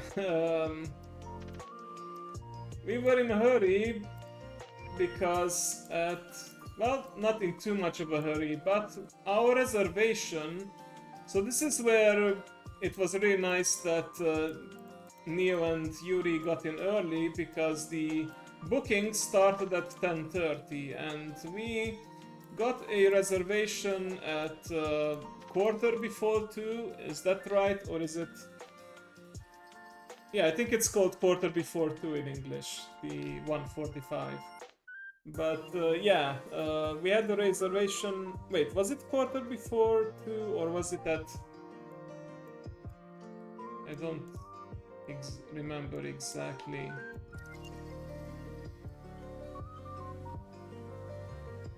Actually, now that I think about it, when I snuck out from the event, it was around 12:30. So we did have... Wait, what did it do for that 1 hour? I think we just wandered around for a bit, but then it was time to meet up for the Maid Cafe, and before that I know that we went to find some food for Rachel, because Rachel is a celiac, so she cannot eat any gluten, and from what we have seen at the menu of the Maid Cafe, which I will show... Oh, sorry, I circled Raven by accident, not Rachel. So yeah, Rachel, she couldn't eat any gluten, so we wanted to make sure she gets to eat something before the Maid Cafe, so, you know, she doesn't go hungry. So that was a bit of an adventure in on itself, because we first went to see... We went to go to Spoons, which... Yeah, we ended up not sitting down because there was a queue already and it might take a while for us to get food. By the way, the place that we knew was a Spoons didn't actually say JD Weatherspoons anymore, it just said Atrium. So I don't know if that's still the same management, still the same company, just bought out or changed under a different name. I don't know what you know about Atrium now, but I think we just still called it Spoons because it was at the location of the JD Waterspoons where we were last year too. So yeah, we ended up walking all the way over there, but then we decided to walk back and try our luck at Subway because Subway always came in clutch, but unfortunately I think we did sit down for a little bit at Subway, if I'm not mistaken. But Rachel ended up not, because the queue was too long, she ended up not ordering anything there. So our last hope was actually at the, which you can see kind of in the photos here, at the food place that's actually within Hall 10 where VEXPO was taking place. So around here somewhere. Yeah, this place. Yeah, this place. We found a seat in there, and Rachel ordered her food, and I think she had some kind of salad, and I still had my special chips. I think I talked about how I would bring special chips for everyone to try with male and female genitalia flavors.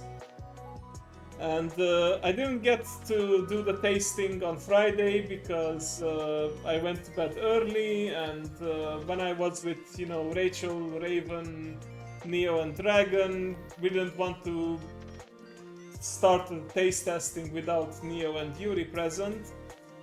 Then on Saturday again we went straight to bed after the convention, so yeah, got some food from oh yeah, you guys did get something.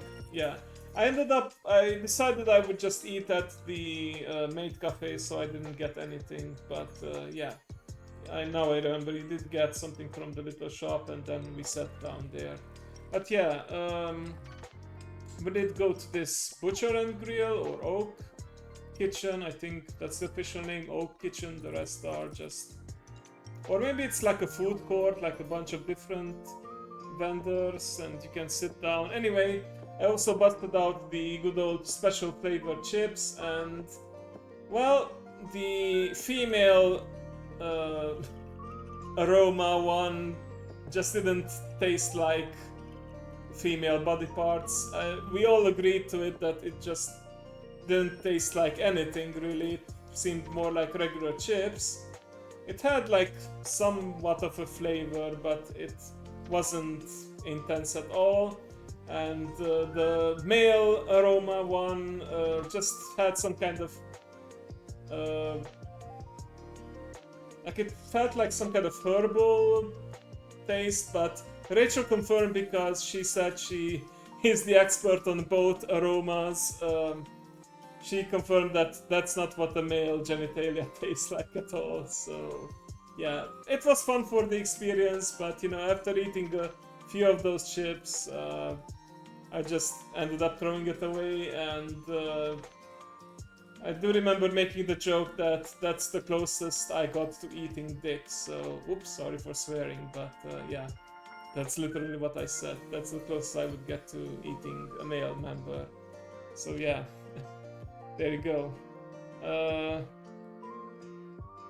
Yeah, it seemed to be more of a gimmick than an actual flavor, but you know, the exclusivity of it, like it's rare to find, I guess that added to the experience. So yeah, after this it was time for us to queue up for the maid cafe.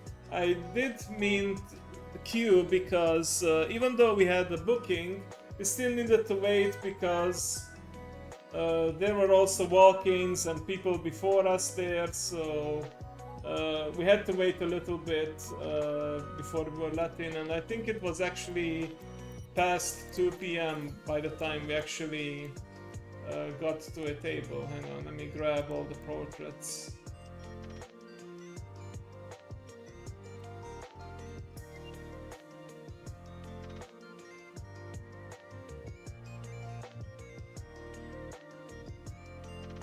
I'll erase all the extra doodles that we don't need, but yeah, there you go.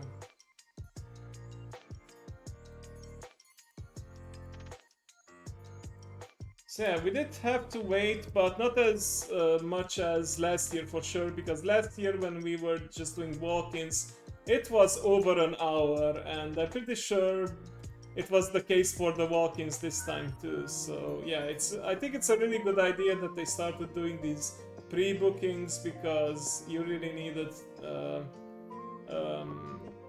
It's probably a nice party prank, exactly. Because you really needed to make sure that you got a slot, and the reservations were for, like, the tables were a maximum of 5 people, but they were able to make it so that they brought an extra chair and there was still enough space for 6 people at the table. And at some point while we were waiting, one of the butlers of the maid cafe actually came out and talked to Raven and asked him if Butler Louis is his name. Asked Raven if he needed to sit down, because Raven actually has some mobility problems, like with his knees and hips, and most of the time walks around with a cane to help him out, and also had a brace on Saturday, if I don't remember. I remember asking Raven, because I don't know how often it was mentioned, if at all, on stream, if he's comfortable talking about it.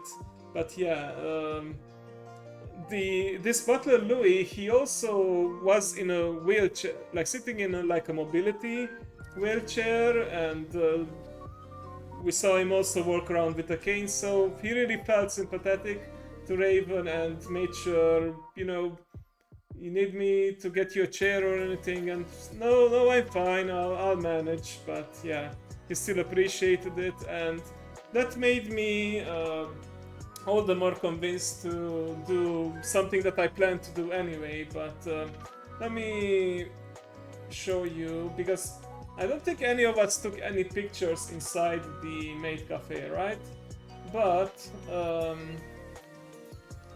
they did post pictures of all the different foods that you could get there.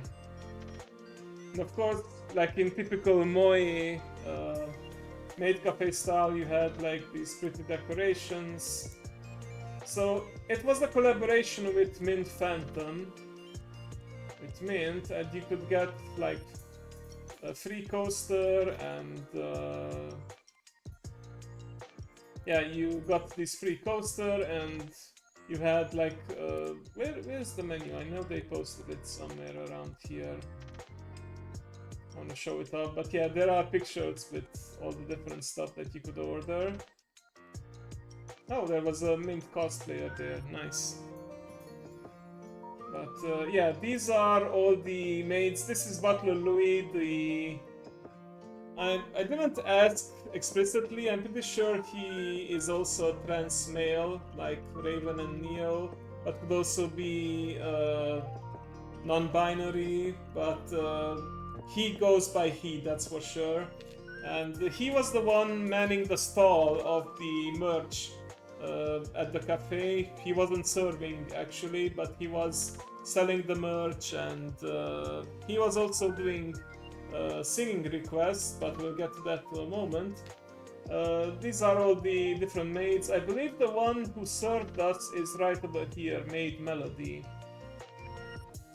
And the leader of the whole thing, and the one who was also doing the bookings, is Tori Tiger, and she's the one who gave the free British candy and tea for the foreigners who came to the maid cafe.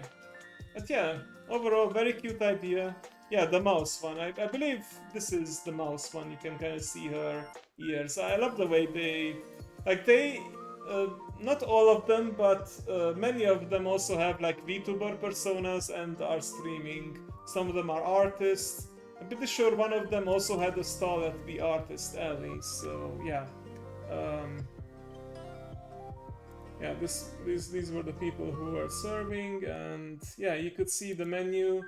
You had like the standard menu with drinks, a savory meal, instant noodles because they were done pretty fast, desserts, crumpets, kuma pancakes, moe live vanilla cake.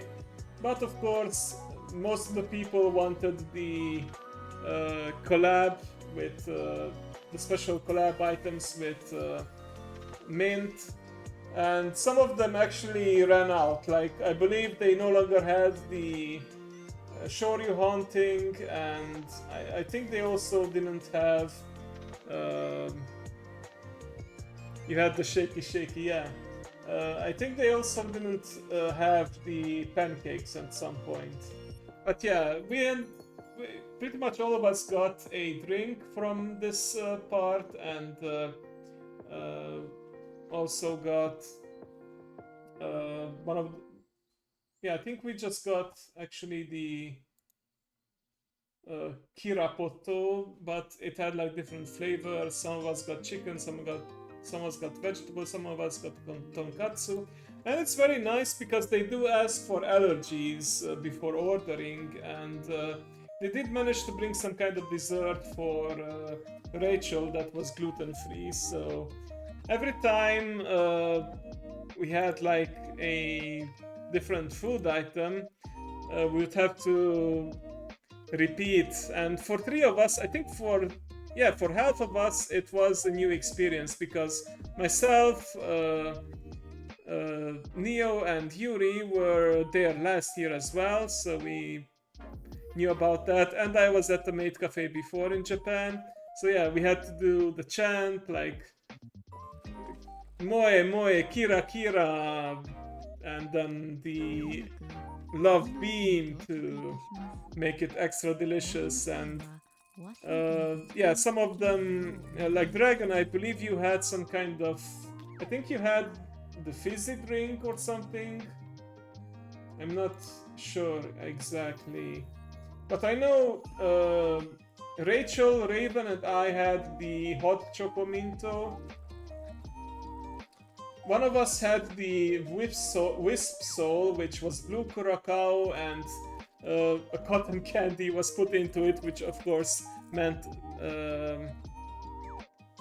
which melted right away, but it was still fun. And I think Neo had the yuzu soda, or maybe he had the minto chocolate, one of those. But yeah, we of course all did it together, and it was really cute. And yeah, that's one of the reasons why it was my favorite group moment from the convention.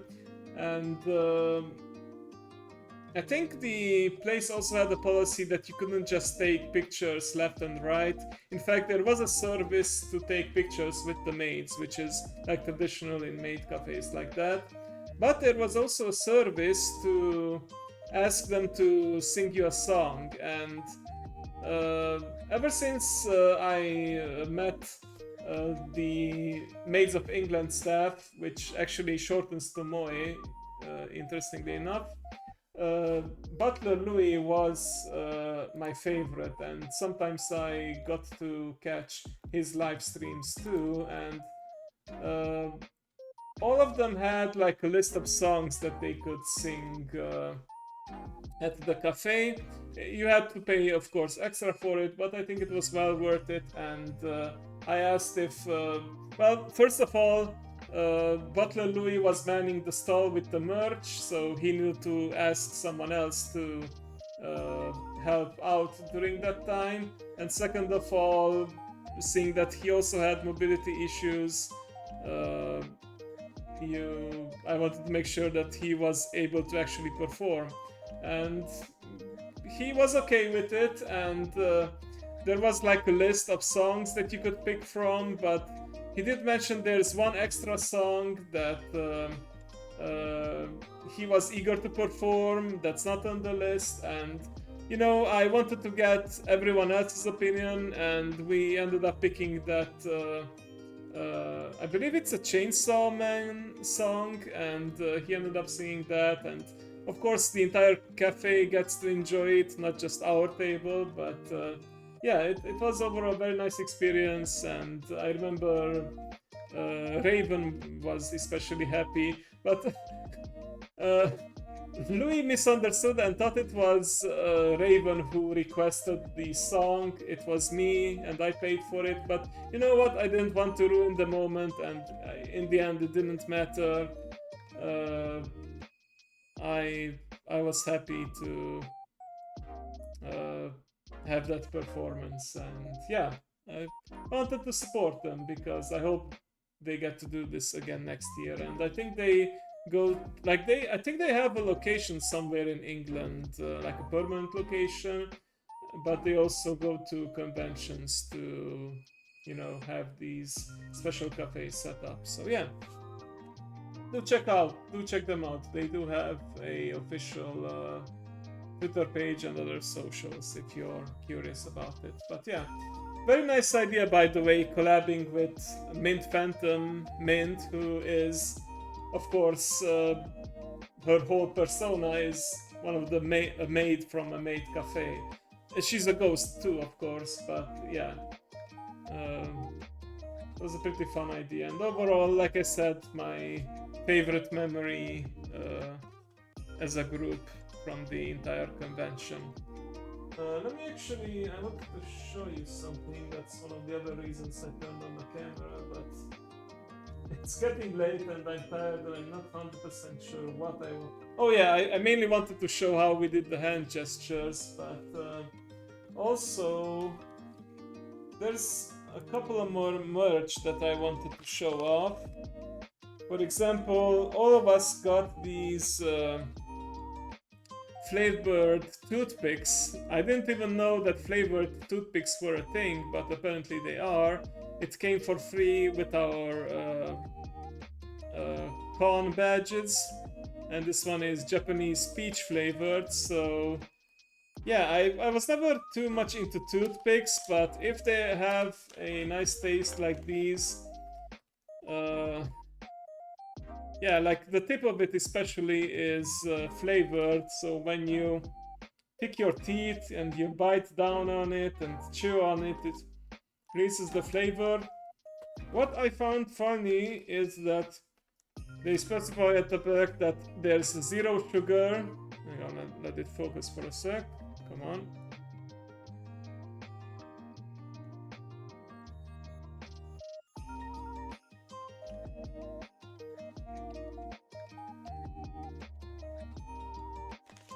Okay, let me try again. So yeah, it says 0 calories, 0 sugar. I mean, it is sweet, but it's sweetened by stevia, and at the precautions it does mention that do not use during pregnancy or breastfeeding. Keep out of reach of children. This product is not intended to diagnose, treat, cure, or prevent diseases. Now, I believe the reason why they don't want pregnant women to have it is because it does contain caffeine, and I think you're not supposed to be having caffeine, drink coffee, or I guess black tea during pregnancy.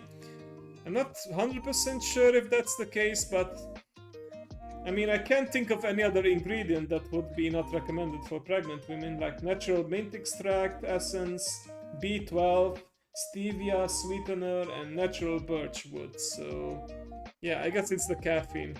I think Mama Fox, my mother, she did stop drinking coffee when she was pregnant with me, and she never went back to it. I'm not 100% sure, but because I never saw her drink coffee afterwards, but I think she stopped having coffee at the time she became pregnant with me. Pretty late in her life, but yeah. I think it's the caffeine. Like, I don't see why else you would not recommend a toothpick for pregnant or breastfeeding women. But yeah, let me see, what else do I have to show? So after the maid cafe, Rachel ended up having to leave early because she had an early train, and she was actually stressing out looking at her phone during the maid cafe time because her train rides kept getting delayed and she had to make multiple connections, and yeah, like you say, Dragon, some of them ended up being cancelled, so yeah. Thankfully she did get to home early, but she did have to say goodbye, and she actually left earlier than I did. And okay, let me see. During pregnancy, all drinks with significant levels of caffeine, such as coffee, cola, and energy drinks, should be avoided. It's best to switch to decaffeinated drinks or drinks without caffeine. There is no known safe level of caffeine whilst you are pregnant. Ah, I see. So I guess just to be 100% safe, they say no caffeine infused toothpicks during pregnancy, which I can approve. Alright, so by the time we were done with the maid cafe, it was actually close to like 3 p.m. I would say. And yeah, sentence you think you would never say. Yeah, I didn't think I would ever say it, but it is a thing apparently. Yeah. I knew I also had to leave relatively early because I had my flight at 5:50 or so, and boarding would begin a bit earlier than that.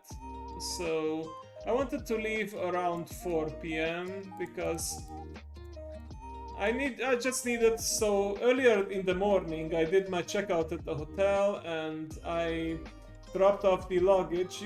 The hotel, many hotels do this, they if you request it, you can store your luggage at one of their designated rooms for free. They just give you a ticket and label it to make sure it gets recognized later. So yeah, that's what I did. So I left the convention, said my goodbyes. We were at the artist alley at that point, looking around. It was sad and unfortunate, but it had to end at some point. So I said my goodbyes, left. I went back to the hotel, picked up my luggage, and then I had to walk back to the big NEC building because then I had to take the SkyTrain back to the airport. And funny thing is, I ended up running into Dragon and the gang one more time because they were also heading back to the hotel because they also needed to leave early. So I think there's like barely half an hour difference in between how much time they ended up spending. But yeah, if I'm not mistaken, Yuri, Raven and Neo as well dropped off their luggage at Dragon's room because they still needed to change out from their outfits. So yeah, Dragon's room became a storage room because Dragon actually ended up staying an extra day, and he documented his adventures in our group chat. And yeah, he basically did what I did last year because I also stayed one extra day.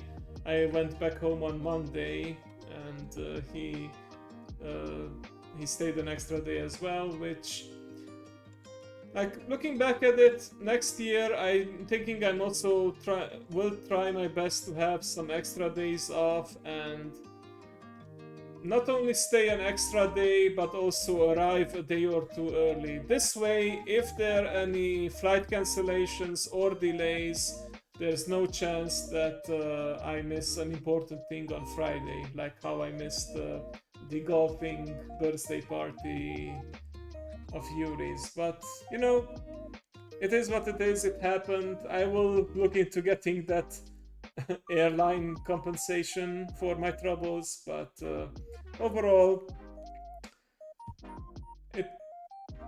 it was a great weekend, and I hope I can't possibly do it justice with just the couple of pictures and posts and doodles that I do, but I hope you got the gist of it. So yeah, we left VEXPO. I went through security. I think I mentioned how I was actually, I think I mentioned yesterday already how I was stopped and they had to scan the deck box, and well, it wasn't deck box, more like the card box, and thankfully they didn't confiscate my V Royale cards, so all good there. But yeah, I had to wait a little bit after going past security to learn where my gate would be exactly, and thankfully there were no delays. I was able to go to my gate, and then I was able to board my flight. I think there were only a few minutes delay, but that was a point where I didn't drop off my carry-on baggage, but brought it with me. But I had some trouble because I was among the last groups to board, so I did need some luck, and I did need to improvise a bit. Like, I stored my luggage, like I was seated, let's say, over here, and my luggage was in a compartment over here, so I did need to do some maneuvers to both store it and remove it. Oh yeah, hello Cal, welcome, welcome. Yeah, it is pretty crazy. Thankfully, I didn't have any mishaps with my flights on the way back. Like, I had approximately an hour and a bit in between my flights, the layover, and I barely had time to eat a bit and hydrate and everything and charge my phone, and I was already, of course, near the gate, and soon enough the plane that would take me from Frankfurt all the way to Budapest would start boarding, and yeah. The last big adventure actually was that just fly the plane yourself. Yeah, or get one of those private jets. That shouldn't be that difficult, right? But anyway, one more unfortunate event, one more delay that happened on Sunday with my flight was actually after we landed. We had to stay like at least an extra 10 minutes inside the plane, because apparently no one from the airport staff was coming to bring that umbilical, I think it's called, that they connect to the plane so that you can disembark, and apparently, but it was 11 p.m. by the time, like it was straight up past 11 p.m. at night, and I understand that it was the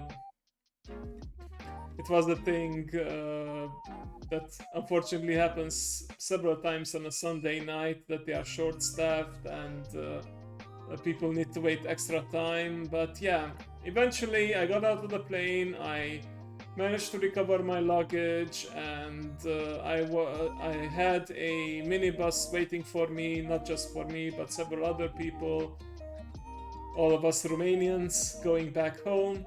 And yeah, I was worried that everyone was waiting on me because of that stupid delay where we couldn't disembark yet, but I ended up being not even the second to last, but the person before it, because after me came a couple, and then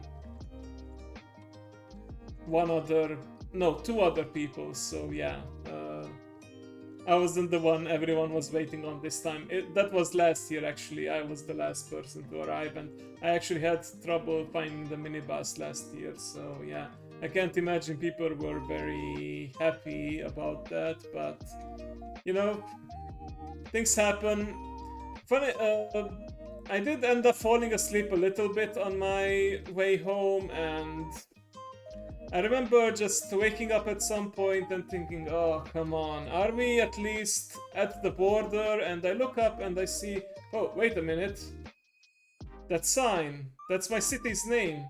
I recognize this roundabout. Oh shit, we're already home. So yeah, I quickly made sure I would wake myself up enough to tell the driver, okay, this is where I need to get off. So thankfully, like this is a travel agency that also arranges transfers to and from the airport. So they bring people home or wherever you specify, and three of us were actually, I think there were a total of 6 of us, if I remember correctly. Seven of us, because there was one other person sitting next to the driver. There was a total of 7 of us, and some of us were in my city and the others were in another city. So thankfully my city was first because it was closer to the border, and yeah, I ended up getting home around 4-5 a.m. so I didn't get the best sleep, but hey, when I'm streaming this late I also finish around 3-4-5 a.m. so I guess you could consider that was training. But thankfully, even though I was working on Monday, I was working the late afternoon shift, so I didn't need to wait for too long. And honestly, I was too excited to fall asleep right away.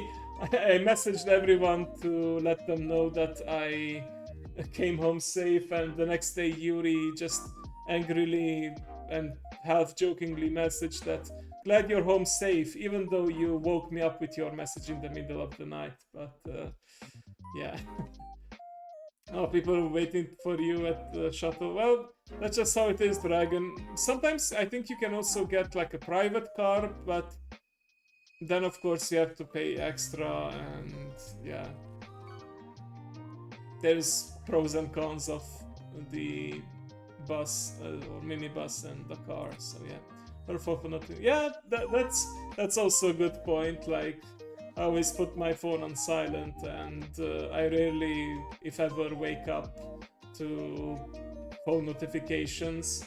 I think the only time I actually woke up to a sound from my phone is when I was listening to ASMR, and I think that was actually Nene, and there's a clip of it somewhere on YouTube. Hang on, let me... So I was listening to, as usual, to... What am I doing? My mouse is not behaving. So yeah, Nene, her, she was doing ASMR live stream, and at some point I... Oh, you are still awake, Dragon. At some point I just wake up and I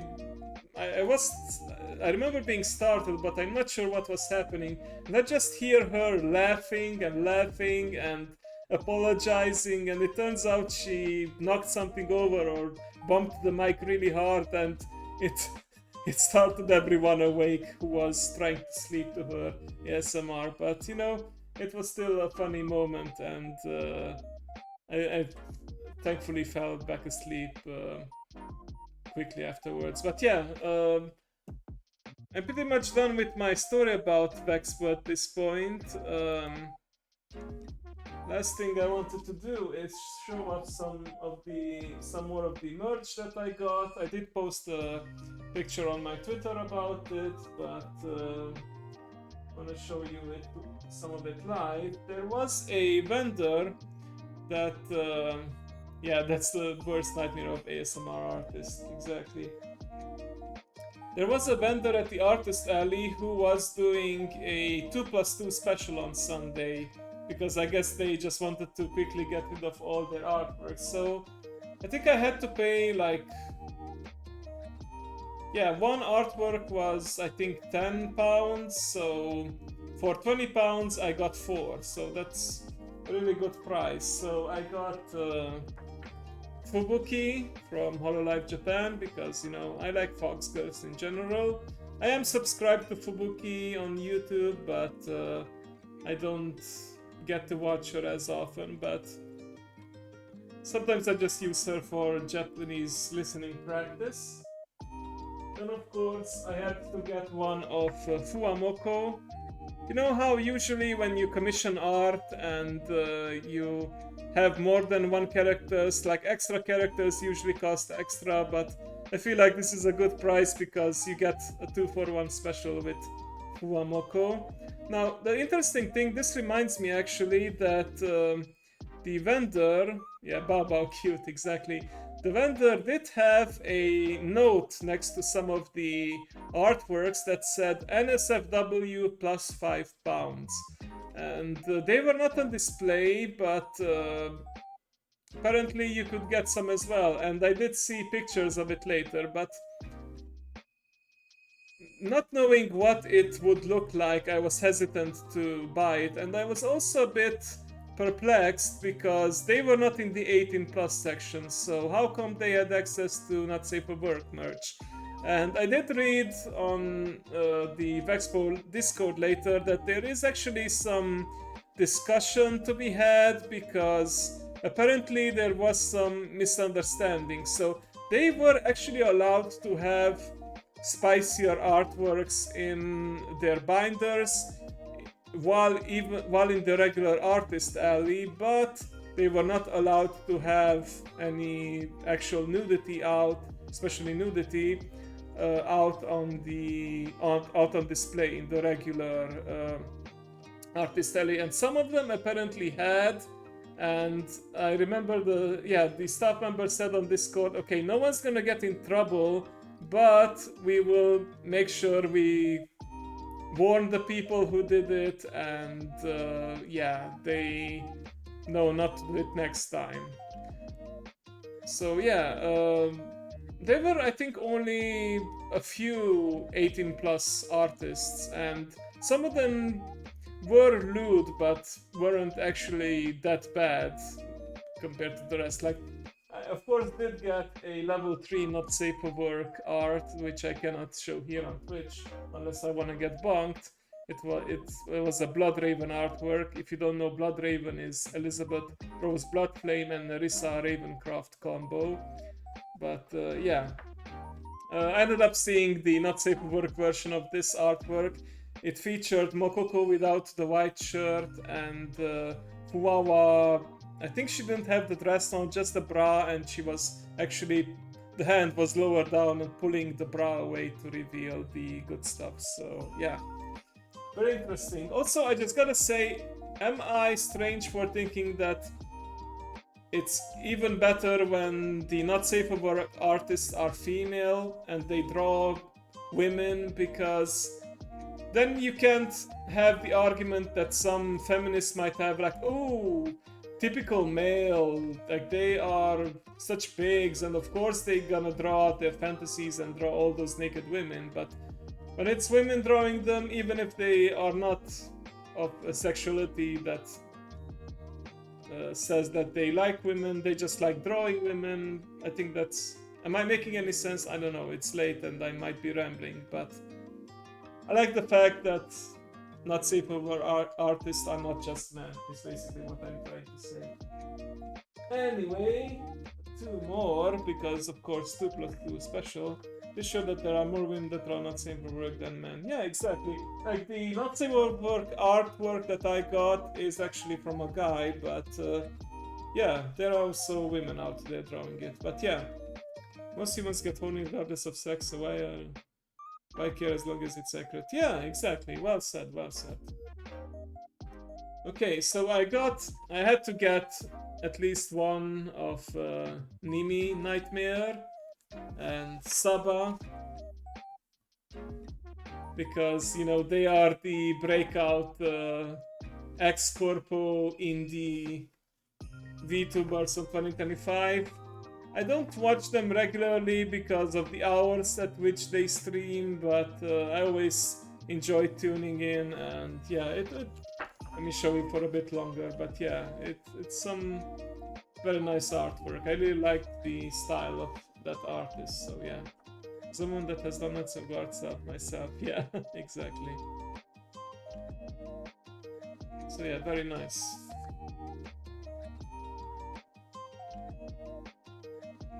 What else did I get? Not a whole lot. or things that I can show, but there was some other free stuff that I picked up. I think I showed you my passport yesterday already. Yes, I did.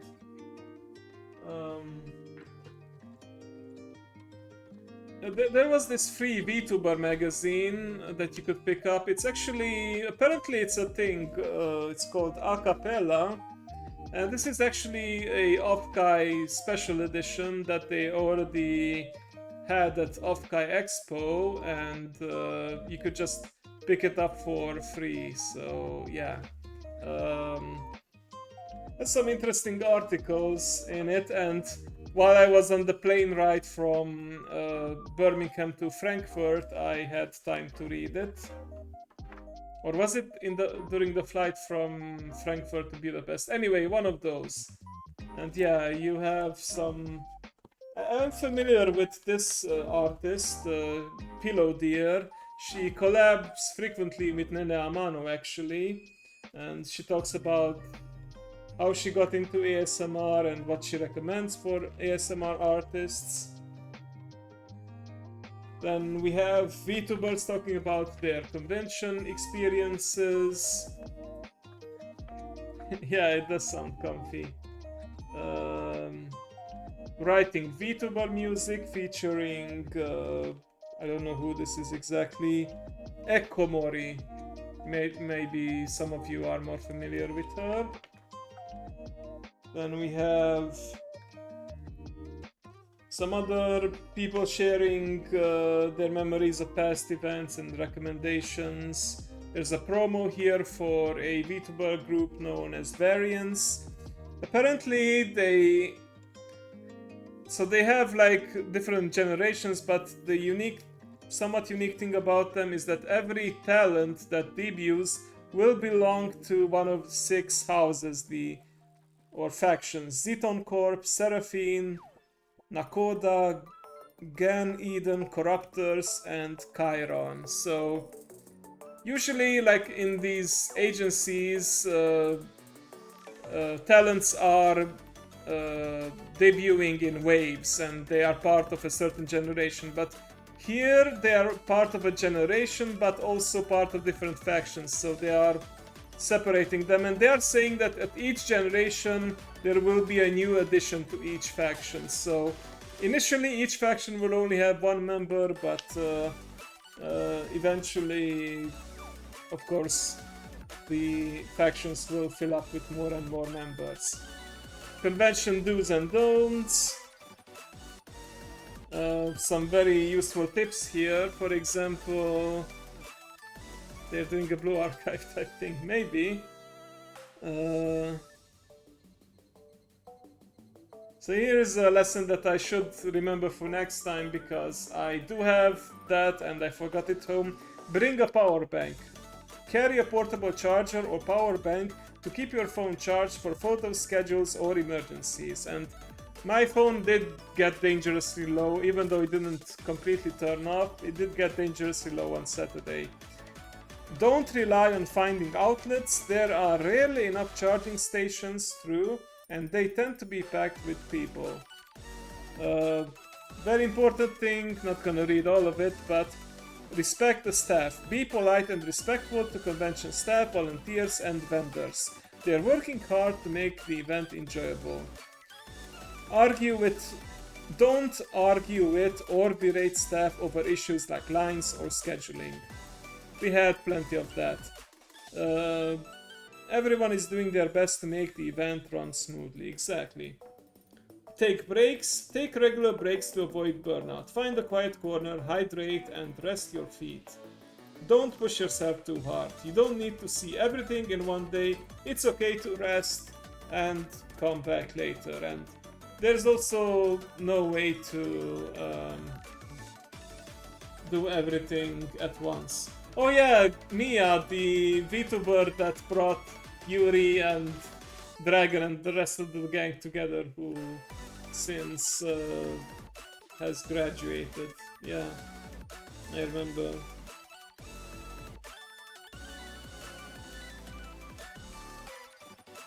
Also important tip, bring a backpack or bag which I did. I did have a backpack, and I think all of us pretty much had some kind of backpack or fanny pack, but yeah. Small backpack or crossbody bag is great for carrying all the swag you collect and personal items like snacks, water, and chargers. Don't bring too many large bags. It can get heavy and annoying to lug around, especially in crowded spaces. Oh, you did. Okay, nice. I admit I don't know much about Mia, so I think I saw her once, and that was when she was reviewing rooms or PC setups, and I remember she was reviewing Yuri's as well, so that's how I found out about her.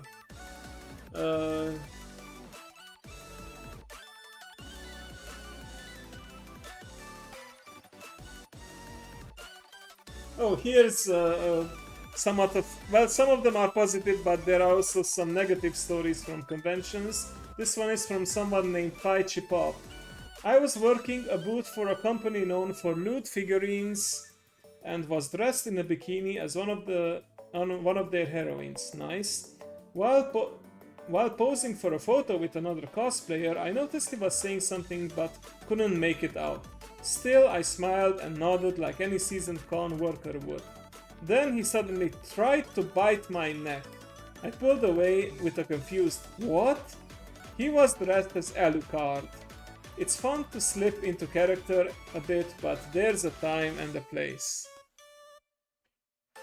Yeah, I'm aware of that, and in some places it's the slang for butt, so yeah. I still call it... Is there another word for it that's not misunderstandable? Is there another word for fanny pack, I mean? But yeah. Don't be a creep and try to bite cosplayers. Even if you ask for consent first. Okay, we have here an article about Vivaria, a professional in a digital wonderland. So this is actually a group of independent VTubers that came together and formed sort of a corporation, and they help each other out. So I like that very much. So they're not really corporate VTubers, but they do work together and help each other out, which I found very heartwarming because they did not debut all together. Oh, you call it a bum bag, okay. Well, summer may be over now, but this issue came out in June, so of course you have a VTuber group called Reloop with their swimsuit outfits. I like how there's quite a variation. Some of them are, like one of them is in a one-piece suit, two of them are in a bikini, and there's one in like one of those full-body scuba diving suits. Oh, you call it a bum bag. Okay, right. And there's also some interviews with them here. Like, what is your go-to tea of choice? Oh, they are UK-based group, so of course there's a question about tea. So, what's your go-to tea of choice? One of them said HK milk tea. You aren't expecting me to answer this, are you? One of them said ice green tea, and the last one said Assam tea. It's warming and comforting, but also gives you a caffeine hit. Okay. I believe one of the people from Reloop, even though they are UK based, is not an actual British person, so that's why she said, you aren't expecting me to answer this, are you? One British recommendation. One of them said spoons, spoons, spoons. The other one said strawberry trifle. It's fruit jelly, cake, custard, and cream, all layered for the perfect dessert. Sounds delicious, I might just have to try it. The third person said Sunday roast. It's a warm hug made of a combo of meats, veggies, Yorkshire pudding, tied together by gravy. That also sounds lovely. And the last person says Tesco's meal deal. Yeah. There we go. What else do we have? Oh, this is another... well, the founder is Scottish, but I don't know if most of the members are British. This is a group called Via Lure, and they are actually focused on not safe for work content creation. Like they of course all have their YouTube channels, but they each have their Patreons and whatever other site that on which they do spicy stuff. And Strony Kotos is the founder and am I pointing right? Yeah, is the founder of it, and yeah, they're sharing some of their interesting stories. Like for example, this one. They ask Shibi, what's your most embarrassing moment you've had at VLR so far? My most embarrassing moment on YouTube so far? Well, that would be peeing and accidentally leaving my mic on. Yeah, we had the fetish rated stuff on our alts, but I try to make sure that it doesn't bleed too much into my normal YouTube content. I had stepped away from my computer while playing a game and came back to chat saying thanks and Taskaru. They may have thought I did it on purpose for the memes, but I didn't, and my face was beet red the rest of the stream. Now I triple check if I muted before I use the bathroom. So yeah, this is why, let me just show you my, I think you can see my stream deck. This is why I have, well, first of all, I have an easy to access mute button here, and also when I change to my BRB screen over here, that has multiple commands. It changes the scene so that you see that animation with BRB, and also it automatically mutes my mic and mutes every other audio so that, you know, I don't forget to mute it. Sometimes it fails to trigger, sometimes I have to do things manually, but yeah. I fully recommend it to anyone who's streaming and, you know, wants to make sure that they don't forget. Yeah, macro commands, exactly. But yeah.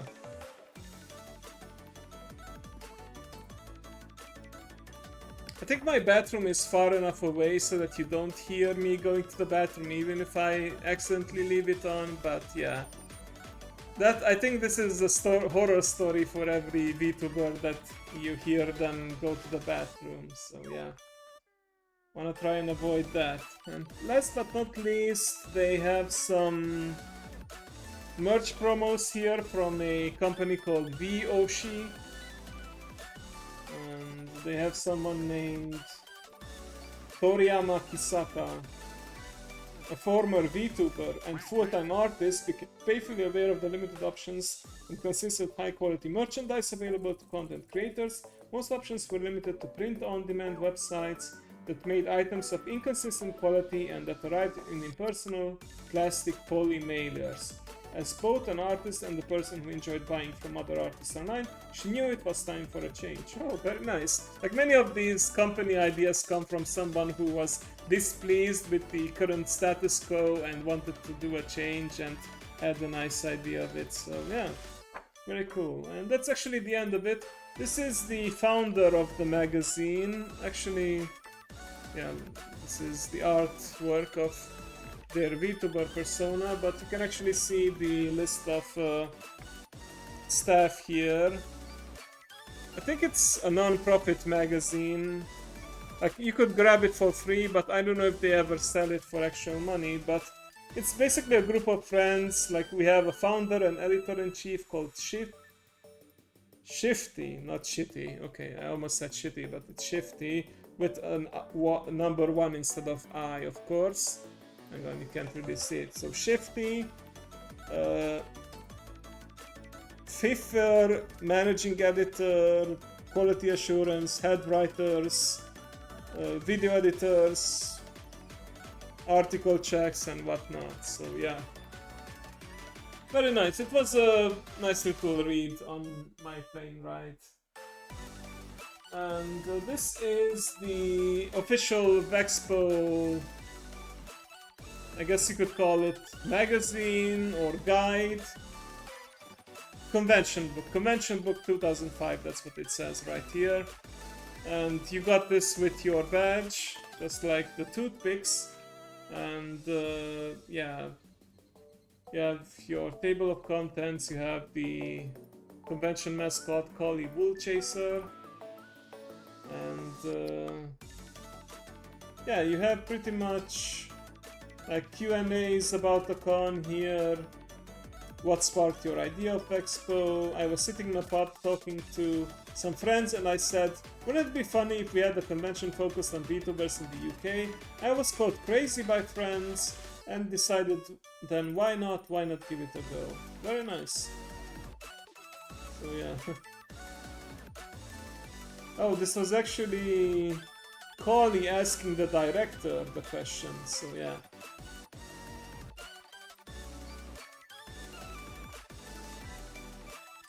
Yeah, this was pretty much an interview between Collie and the director. Now it's the biggest event. Yeah, I mean, it's only the second time, but it is indeed the biggest event out there. And I find it nice that they are non-profits, so every money they make, they put it back into making sure that they can pay out everyone and that they have enough for the next convention. So I hope it only grows bigger and bigger. Maybe one day we will also have Hololive as guests, who knows. We have another article here about Reloop, a UK-based company. Unlike some companies, yeah. Convention top tips, consent matters, want a picture of someone, ask. If requested, erase faces from photos once taken. Make a checklist of essentials. Don't forget your ticket. Hygiene and resting is high priority. Bring your portable phone charger. Stay hydrated. Bring your own water is highly recommended. There was actually a water fountain very close to the convention hall, which was very convenient because you could refill your water bottle there. And this is like the waifu cup that Yuri was holding for me for a while. I'm not gonna show the artwork on it, I think it's too risque for Twitch, but yeah, I was actually using this and still use it as a water bottle. They should upgrade the scanners and get better staff, not yelling masses. Yeah. I mean, tech issues will happen, I think, no matter what, but yeah, they gotta sort out that scanner stuff, and when they had the pen flutters, again, there was a system issue that caused them not to be able to print out as planned, but yeah. We have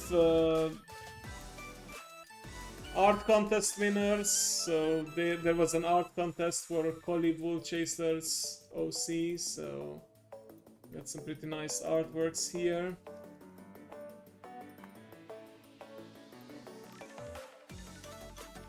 Meet and greet with Elia Stellaria, about meet and greets, like tips about meet and greets, what to say. We have a little, if you wanna do some puzzles, you can do a VEXPO word search. They have the words written down here, and then you need to find it. But it's a pretty big table, so you know, good luck finding everything.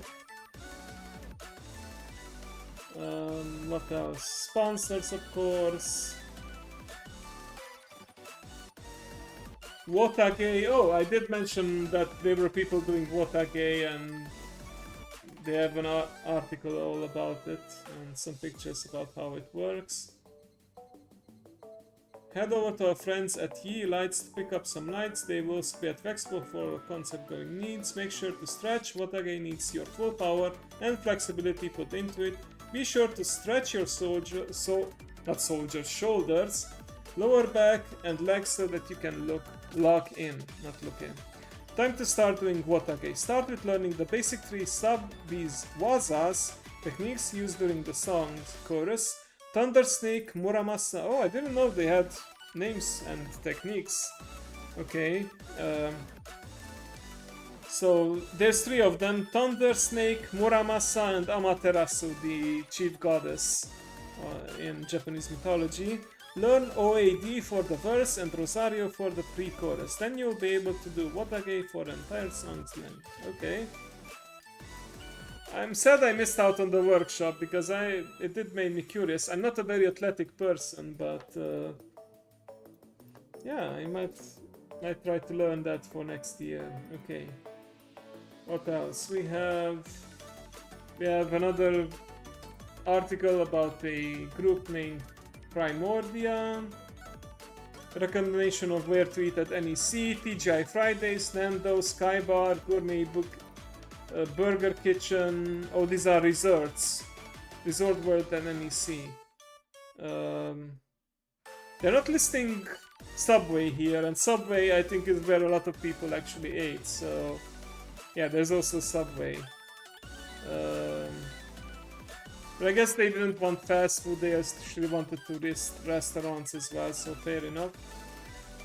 There's apparently also Brewdog, Greg's, Tonkotsu, Pasture, Santorini, Rudy's Pizza Napoletana, Wingstop, The Mayan, and Elio Cafe. We have a map of the entire NEC building, and VEXPO was at... where is it?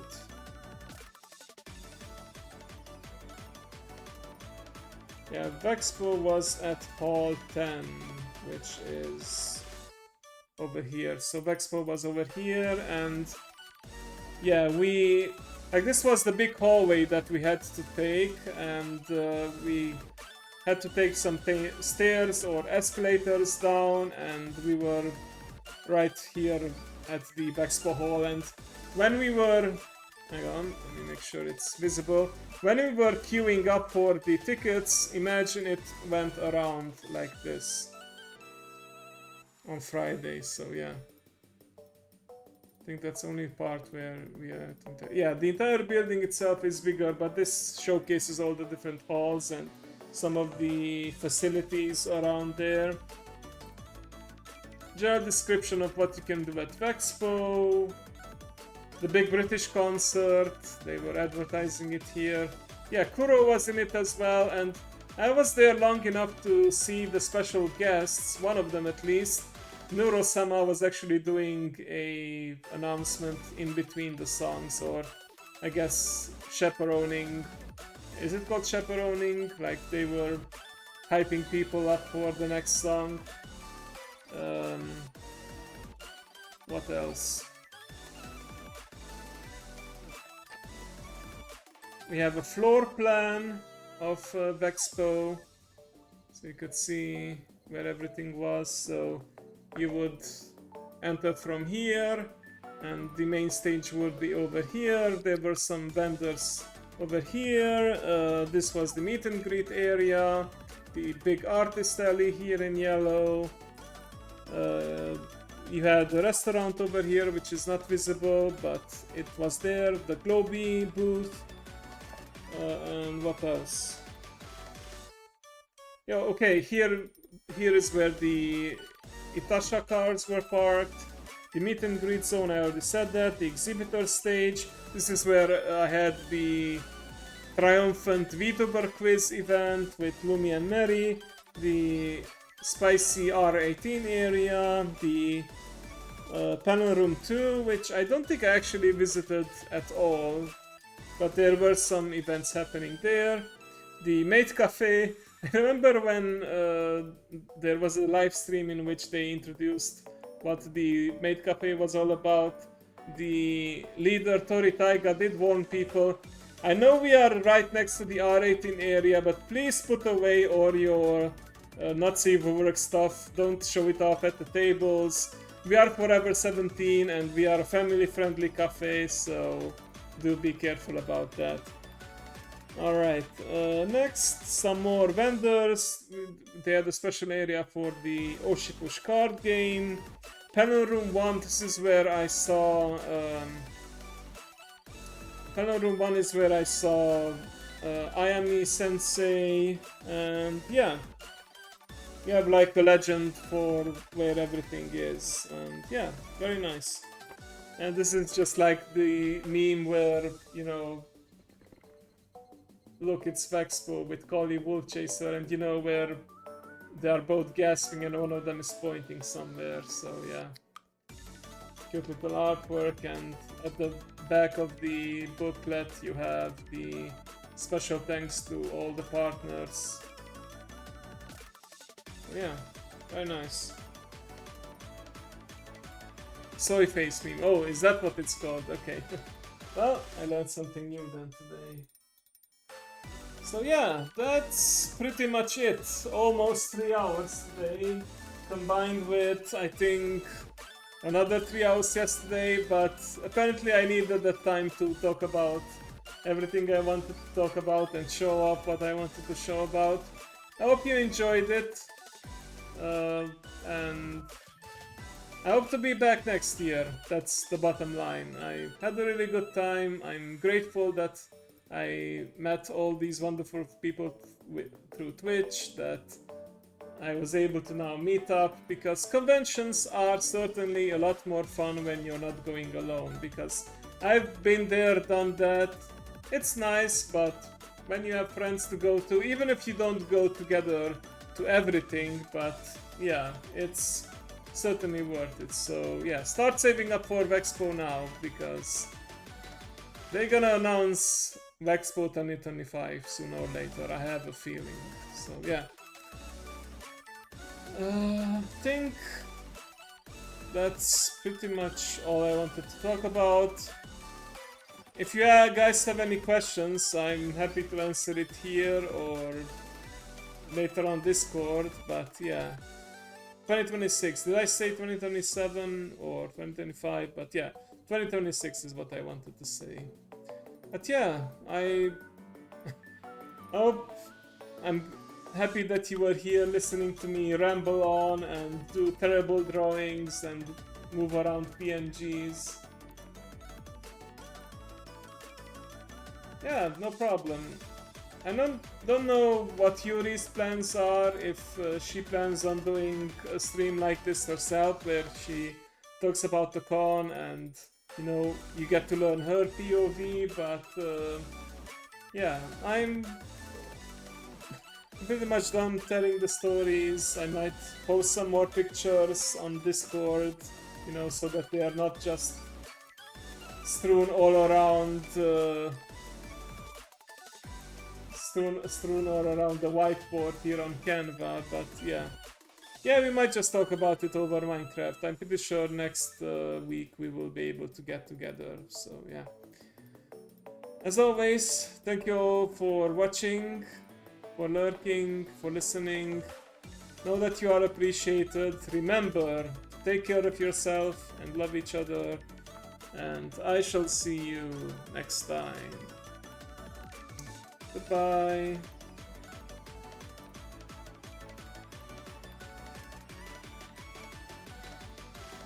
Oh, of course. Damn it, of course now the button to switch to the ending screen is not working. Hang on, did the application crash again? It didn't, but I guess I will just restart it. Oh boy. Well, you get a couple of extra seconds with me, so enjoy. Ending.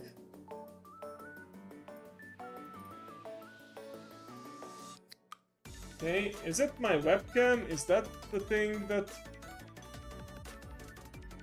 Okay.